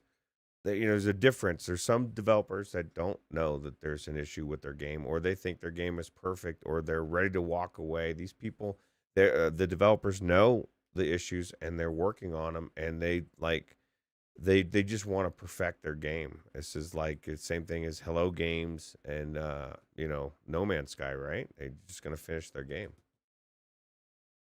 The Headbite says that the game is last Jenny, but who cares? It's like Call of Duty for PSVR 2, and that's good enough. So I agree with that. I mean, this isn't like a revolutionary new version of Alvo. This is Alvo. The things that make this version the best is just because this is the best headset that you can play Alvo on. With that said, they put out a detailed roadmap, and they are going to bring it up to the times.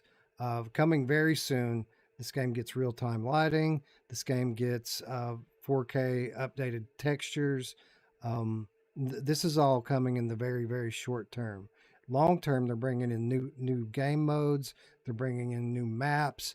They're bringing in mods. I mean, they're working on a lot for this game right now. Some of the things we can't even talk about. But yeah, it's a fair point. This game is Alvo. If you didn't like it before, you're not going to like it now.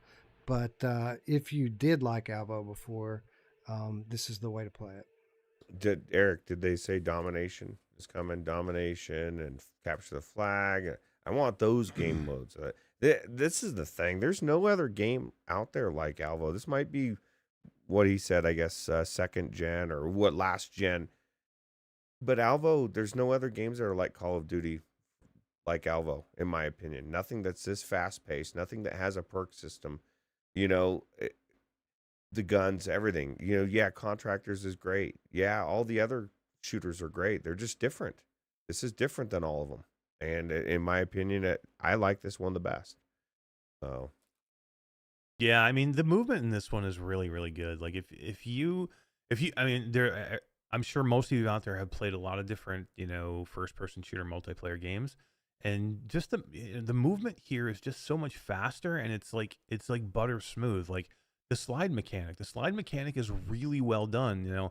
It's a little, it's a little arcadey, like how far you slide, but I don't care. Like I want the movement. Like I want to like have that thing where you can slide around a corner, make the turn, because you kind of slide into the turn. You can actually pop up, jump up into the air, and like shoot somebody down from above. Like those are the things that are in Call of Duty that make people want to play that game.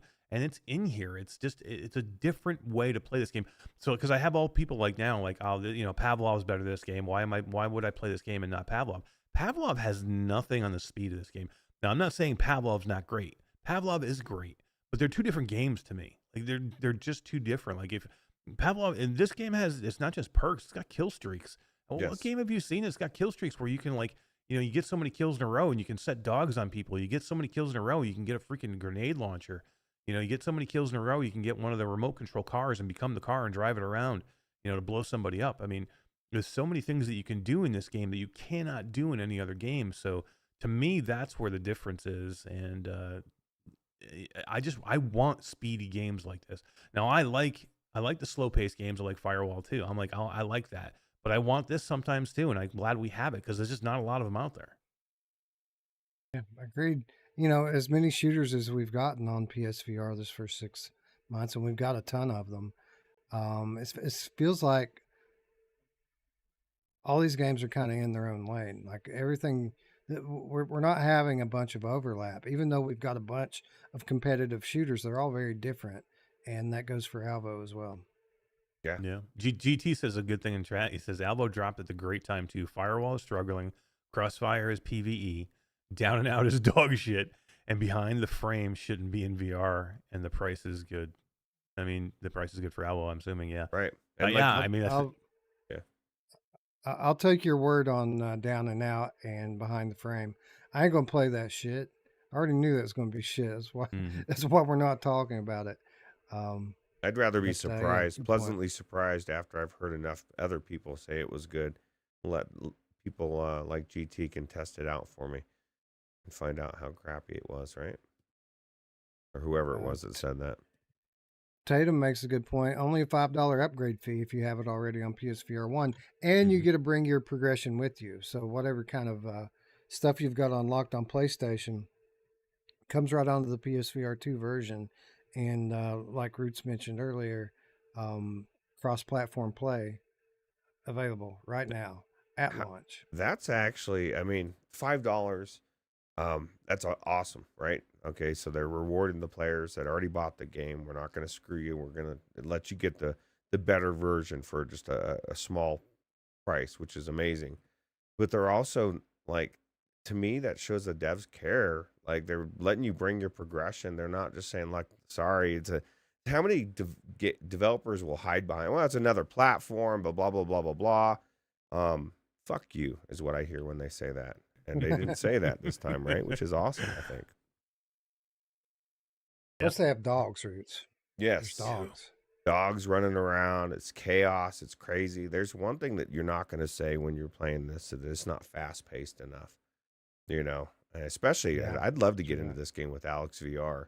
With the way he is with Firewall, and he's running around, he's probably fucking crazy, like on crack in this game. There's some good players. They have a good, like I said, the community behind Alvo is really good. And there's some freaking good players in there that we helped them with the trailer, and we had to go in and shoot a lot of this stuff, and we got a chance to play with some of their, their higher up community members, the people that have been there since the beginning, and they're just freaking good. Like I think I can hold my own at these shooters. Like I think I'm pretty good at shooters, and they were just dominating me like almost every time. It was crazy, how good these guys were, and it's one of those games that you can get good at, which is great. But again, they do have a good community, so don't feel daunted like you can't get into this game and you think you're going to get owned right away. There are people to play with. Go into their Discord, and they'll help you through it. Just like games like Ghost of Tabor or even Onward had a good community. They had sometimes a toxic community, but there were people that would help you and kind of show you the way a little bit. They have that here at Alvo, so just go check out their Discord, and I'm sure they'll help you out, or hit somebody up. I'm sure you can get a good squad and kind of like just get your feet under you a little bit on learning the maps. And maps is another big thing, Wes. There's maps in here that I didn't play. I don't even think the first time now. Me so too, if you tried Alvo early on and you're like, this isn't the same Alvo. Maybe a lot of things have changed again with the lighting, the textures, the colors, the maps are different. Some of those new maps are pretty cool, right? Yeah. Some of them are downright beautiful. That one, like desert one at night, was amazing looking. Well, Mash, if that feeling you felt before where you were getting owned, just saying tonight, after when we move over to the game, if you're not on Wes's team, you're gonna feel that feeling again because Wes is gonna fucking. Oh, he's crush coming for me. He's coming is that for a you. challenge? I would Oh, say boy. me, but that ain't happening. I'm gonna get shot in the face and die. But we shall see. We shall see. So yeah, I guess we do need to kind of start migrating over that way. It's going to take a bit of a process, as all three of us are going to be playing, and we are going to switch over to stream to my computer. So I'll have to peel off for a minute, and then we'll switch, and then these two will have to peel off for a minute.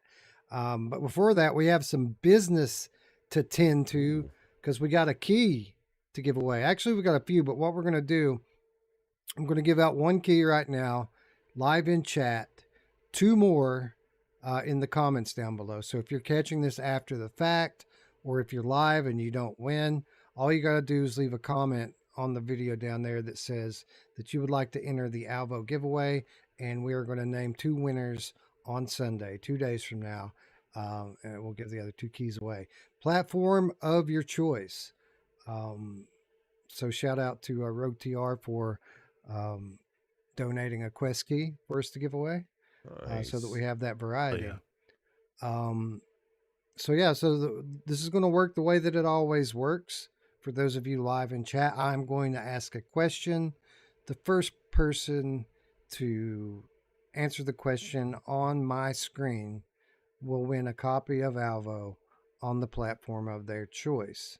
And the question is, Alvo is the latest multiplayer shooter to hit PlayStation VR2. Name any other multiplayer shooter on PlayStation VR2, and you will win a copy of Alvo. I think we mentioned about 4 of them tonight. Yeah, I know, right? Good try, old Darth, but I can't be predictable all the time. That's a techno glitch try right there. Start naming GT's in chat. GT, you should get the headset on. Come play with Alvo with us, man. Yeah, for sure. Or do you have time before the Yeah, gym? He's jump probably getting ready to on. go to the gym. This could be your gym. Waleed is now a game cat, specifically a White Tiger, with the win. Firewall for the win. You did it! Yeah, Man. so congratulations. Good try, Don Mega. Good try, Old Darth. Everyone else, Handicapable Gamer. You still have a chance to win as well. But like I said before, just leave a comment. After the show tonight, go down and leave a comment that says that you'd like to enter the drawing, and we'll be back on Sunday to give away 2 more of these. So thank you to the developers for providing the keys for us to give away. Thanks to Rogue TR for providing one for us to give away. Mm-hmm. And Waleed, I'm going to assume that you want a PSVR key. I need to know It'd be what funny region. if he was like, "No, I want a quest key." If the game cat comes in here and goes, "No, I want a quest key," I'm gonna like shit my pants. I would imagine if Brian was like just listening to the show, he would look over like, "What the fuck?" Like, no. I'll send it to you on Discord, Waleed. Just tell me what your region is. I think he I'll, said earlier too. I think was it Waleed who said earlier, I would love to win the thing. He said I would love to win the Alvo key early on. So that's Yeah, cool. yeah. GT says he can't, boys. He's taking his daughter out today, and we got to get ready. I'm washing my balls right now while listening. I Who don't know what to isn't? say. I've been washing my balls all show. TMI, bro. TMI. I never wash my balls, by the way. Oh man. Oh, GT, like 'em you know who What? else I'm wants to sorry. wash Did you say GT's you never balls? wash your balls? My mom! Oh, GT. That's true. Waleed, is your name the same on Discord as it is IRL or on YouTube? I mean, because if it is, I'll send it to you right now. I'm just glad you feel comfortable enough with us, GT, where you could do that live on and share it with us in real time. Because I do. I feel like we're more connected now. Somehow, That's the next oddly. quest. That's the next Quest 3 game. It's gonna be hand slap fight championship and then ball washing simulator. Ball washing simulator. Yes. Yeah.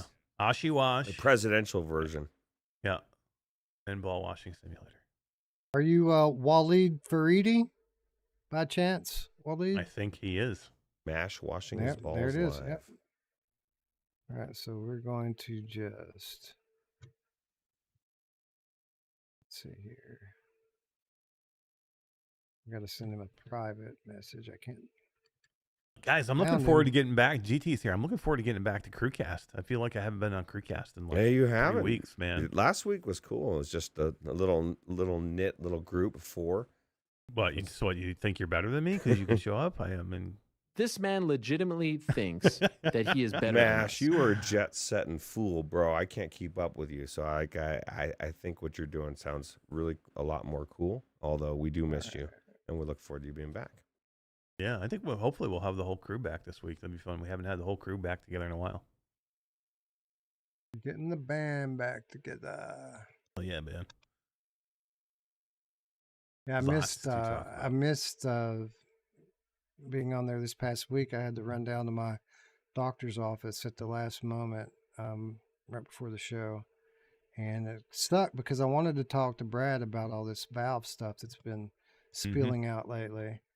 I might invite Brad to come on Sunday just to Ooh, talk that's a about good that. idea. Actually, Yeah. Yeah, yeah. there's a lot that I'd like to ask him about with regards to this stuff. He knows more now too. I think it's actually better that we talk to him now. Even since He's at some kind of a conference right now, though, so I don't know if he'll be home. Hmm.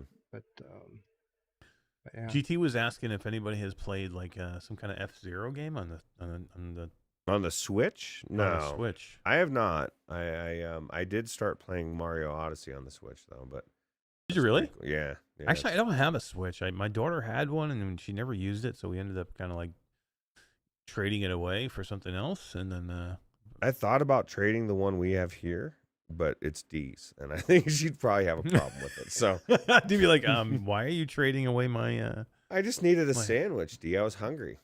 Sorry. Yeah, who doesn't? Subway, 6 foot. They're worth it. $5. Yeah. $5. So, Wes, are you sending Waleed the key now? I'm Because then he do- could actually get in and play with us right Ooh, now. that would be cool. That's exactly what I'm doing. Oh, damn, you're smart. Hell You know yeah. what? How dare I even try and tell you to do your fucking job? I mean, you're on top of this shit, dude. You think you're It's in better there. than me? Oh, he says, you know what, Ruuts? I would never Mm. trade your Switch away for a Subway sandwich. Two Maybe Subway- Dude, I would Domino's right Pizza. now. Maybe a case of the Mexican Coke. That's Oh, 24. what about- Oh, dude. What about one of those custard things that you get? Where do you go? You go somebody's. where's that Oh, burger yeah. place you go to? Freddy's frozen Freddy- custard. Freddy's yeah, frozen custard. Dude. Maybe. Couple. Be worth it, right? D? Y'all are killing me. I'm starving to death right now. Me too. Hey, well, at least you're going to get a chance to eat. Oh, wait. No, you're not, because you're going to be in VR for another hour. You can eat We're everybody gonna be for lunch. sliding and jumping and Oh, hell yeah. See, I like this type of game. See, this is my secret, okay? I'm going to die a lot. I'm going to kill people a lot. And so, like, I like coming right back and being right back in the action. I don't want to die and then watch other people do shit for 2 minutes, 3 minutes. That's great for the person that's alive. But for us fucking people on the ground, it's a long time to be sitting there, right? So, You know what I think I'm going to do, guys? Because I'm not really set up for my normal kind of crossplay thing with my PlayStation. I think I might stream from my PlayStation. I think we have a better chance of getting your guys' audio in if we're streaming from PlayStation versus Sure. capturing the social output. yeah, why not? So it's going to take Yeah. me a minute to do that because I got to put the stream key in. But I'm going to go ahead and start on that while you guys are talking to the chat, and I'll be back in just a minute to kind of give you guys the Rundown. okay to switch over. Yeah. let's do it. All Let's talk about. be back in a Slap minute, Fight ladies and gents. Championship. Gamer How good Tag it wants to know if anyone can confirm if I did buy a 6 foot Subway. is. Did you say 6 foot Subway? 6 foot, bro. Well, I feel like I could eat a 6 foot it's- Subway right now. I'm starving. Listen, think about this. It's a Switch, okay? It's not cheap. Right. You want Okay. something big. Yeah, you gotta have 6 foot, man. You can feed several people with that sucker. At least You know who once. else wants something big? My mom. I think she might even she might Yeah, balk she at does. 6 foot. Yeah, she does. Have you heard Dee's? Yeah, she does. That I we have on the show not. now? I heard there's a sound bite of it. Yeah, that, it's pretty good. I mean, I love you, Roots, but I think her "yeah, she does" is better than yours. Yeah, but it's one phrase. I come up with a million. Like as soon as she says "yeah, she does," I'm coming up with something a little bit more sleek. Right? I love hearing her say she wasn't feeling good. She wasn't on the show last week, but we had a lot of fun kind of having her on the show because we kept using the soundbite, which was amazing. Like yeah, she does. Yeah, Now I'm gonna feel a little bit insecure here. Like you better start. Better start being really good at how you say it. You got to do like one of these. Yeah, she does. Yeah, you were thinking the same thing I was. Yes, she does. We gotta go with a little more reverb, like a little more. Hold on, wait, little. We can do this when Wes isn't here because he gets pissed off when we do it when he's here. A little bit more, like, okay, here, let me see. I can tweak it. Tweak it a little bit? Oh, it's too much. Yeah, it's a little bit too much. Yeah, it's too much. Yeah, I definitely. Well, I couldn't top Roots. What was that mash? She said. What was what? I don't know. It's horrible. She What said. was my voice? My voice? I know, it's really weird. It's really. Hold on, wait a minute, hold on. It's not. Oh, that's the pitch. Okay. Yeah, I gotta get that. Wait, hang Hold Oh, on. this How about is some? nice. How about some echo? no echo, man. Yeah. Oh my God, I love playing. Wes- These yeah, are Wes things we can't do when Wes isn't here. He needs to get a Go XLR, and then we can all three of us annoy the audience at the same time. It's just two of us. So, Agreed. yeah. Agreed. Okay. Let's see. It's interesting knowing Valve. Yeah. So this is the thing. What do you think, Mash, about this this console thing? Do you think it's a little bit overblown? Do you think Valve really is trying to take over everything? I mean, I do think that the concept of people being able to buy a $500 or $600 box that plays Valve's library is actually a really good idea. I think it's a very weird thing because I'm sure most of you remember, or maybe some don't.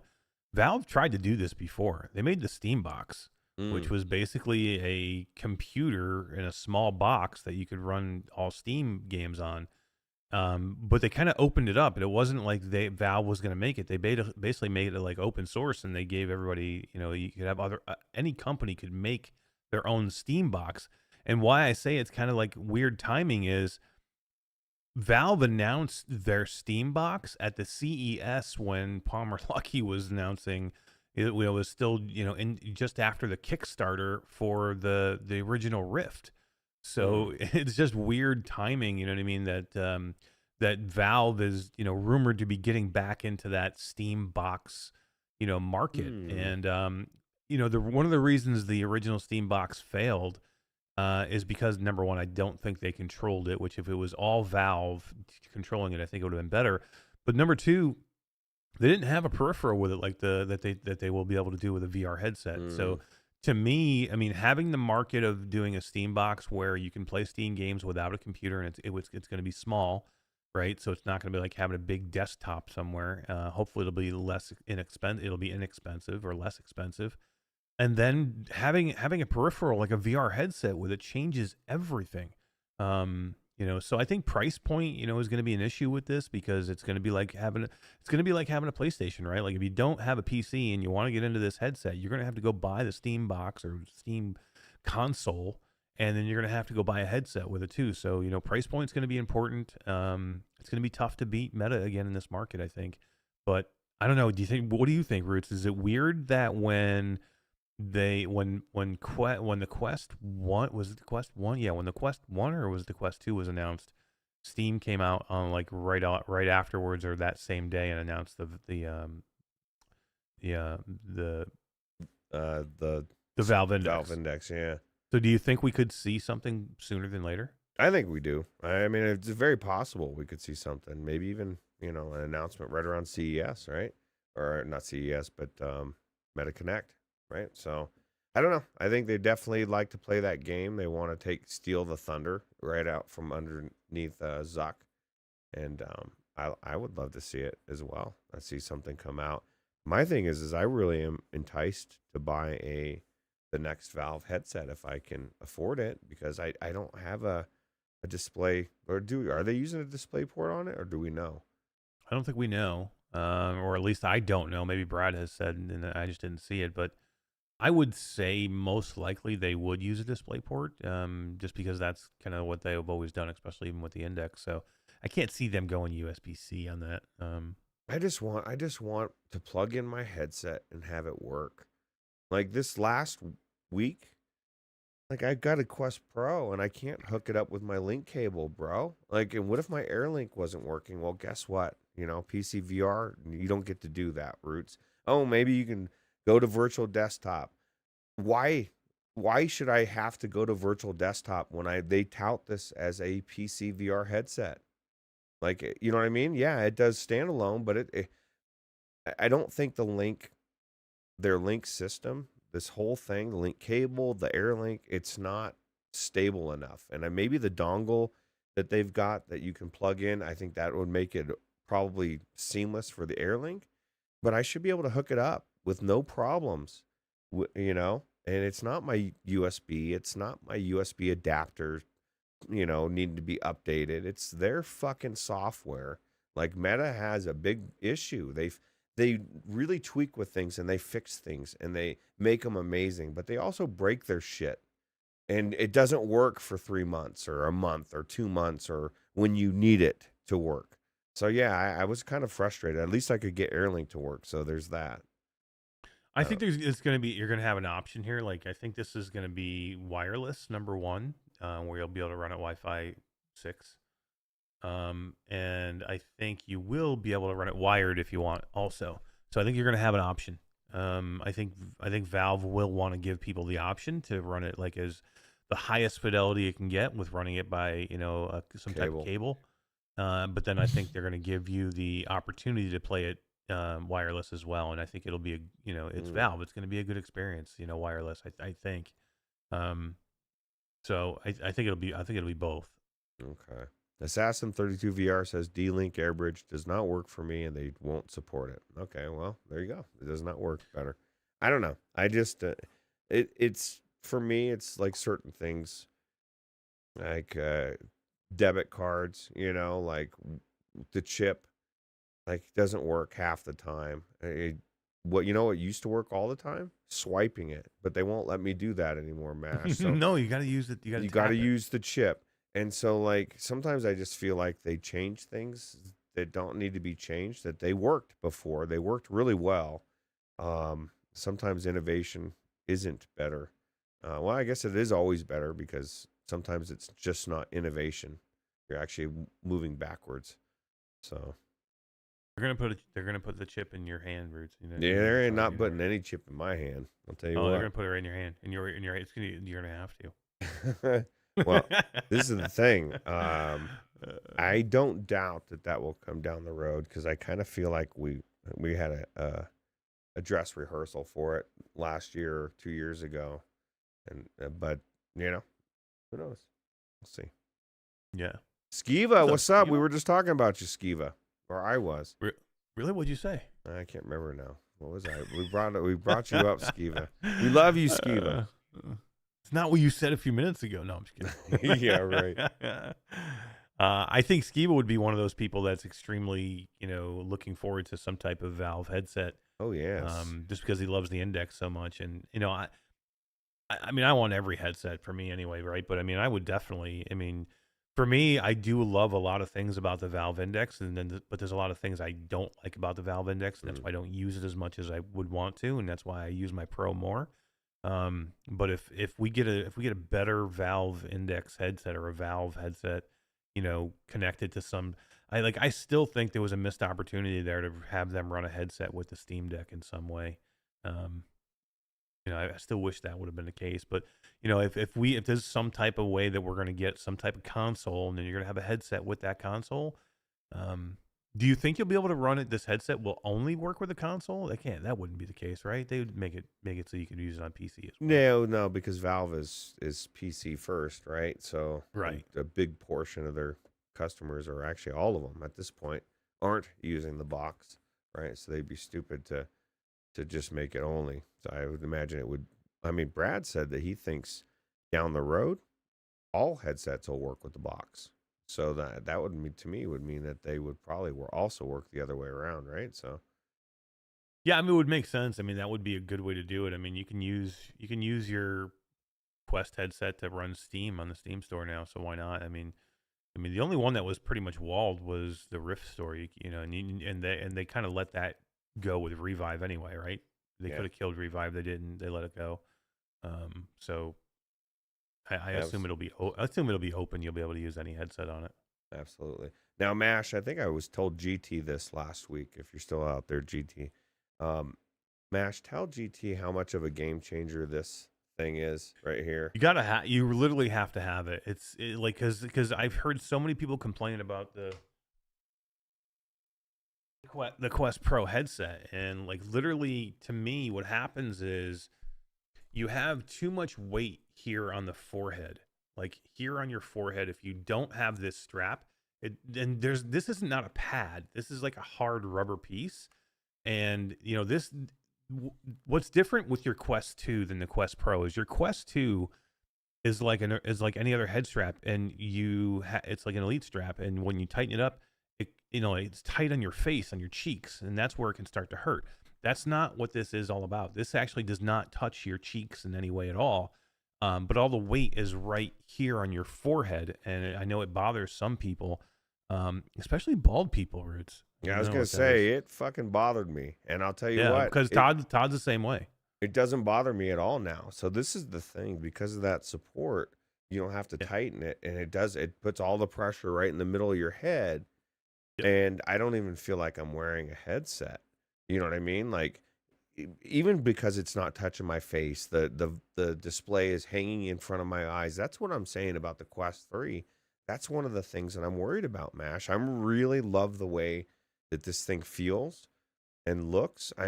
I guarantee it's going to be a better display, obviously, but will it feel as good when I have to have that gasket pressing against my face again? I don't know. Yeah, I mean, I would love to see a third-party strap that's like this one, but has the head strap on it like we do here. You know what I mean? And that you can change it out for the jock strap that's going to be on this Quest 3. Yeah, I don't know. Ruuts loves a third-party strap on it. Yeah.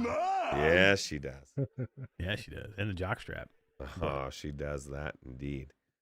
I'm in the same boat though, Ruuts. I'm going to get a Quest 3, but I absolutely love this Quest Pro, and I'm hopeful the Quest 3 is better or at least as good as the Quest Pro for everybody else. That I want everybody else to have that same fidelity that I have or that you have, but I'm afraid that I'm still going to want to use this headset afterwards. But I'm hopeful and then the controllers too. I cannot wait to pair the controllers from the Quest Pro to the first thing I'm going to do is throw the fuck out. Like there's no way you're convincing me right now that these Quest 3 controllers are going to be as good as the Quest Pro. I'll agree that they're going to be better than the Quest 2 controllers, but there's no way you're telling that I'm going to, buy into the fact that you're going to make them better than the Quest Pro controllers that have that have a chip in them, that have all these cameras in them. There's no way that you're making them better than that. And I cannot wait to just throw those Quest 3 controllers away and hook these Quest Pro controllers up to my headset. I'm definitely going to be doing the same thing. And this is the thing, even if the controllers are, and I agree, they probably will be better in most cases than Quest 2, but like there's no way you can, I guess the software, predictive software, whatever, how do you not have cameras in the places where you raise your arms over your heads and have that not affect? Like, I still have Quest 2 affecting different times where I would have weird issues with holding guns a certain way. Like, it's not going away. It's not going to be the Quest Pro greatness controllers. I definitely will be switching them over, but I probably will try them a little bit just to see how, put them through their paces to see. But yeah, I don't know. Well, I'm ready to try, guys. But here's the thing. We've never actually tried doing it this way before, so it might not work. So what I need you to do, Ruuts, is after we try the switch, see if just look at the stream and make sure that it comes back. If it doesn't come back, we may need you to flip the switch again real quick to and we can go the other way. It won't take much setup for me to just go the change other over to route. my capture card if we have to do that. But I'm hoping we don't have to do that because I know for a fact that your party chat will come through as long as you have your settings in your PlayStation set to share your party chat. Okay. Um, Yeah. No, I think so- I think it'll work, but but yeah, we'll find out here shortly, right? Let's do it. Let's go shoot All some right. shit. So Yeah, let's go people, shoot some shit. For those of you who are new to this whole process, it's going to seem like your stream went down for a minute, but it didn't. Oh. Just hang in there. Unless we have something, Eric, like Restream, where when I start trying to broadcast from my PlayStation, it might just kill the stream and do a whole new one. That's like the worst case scenario. That would suck.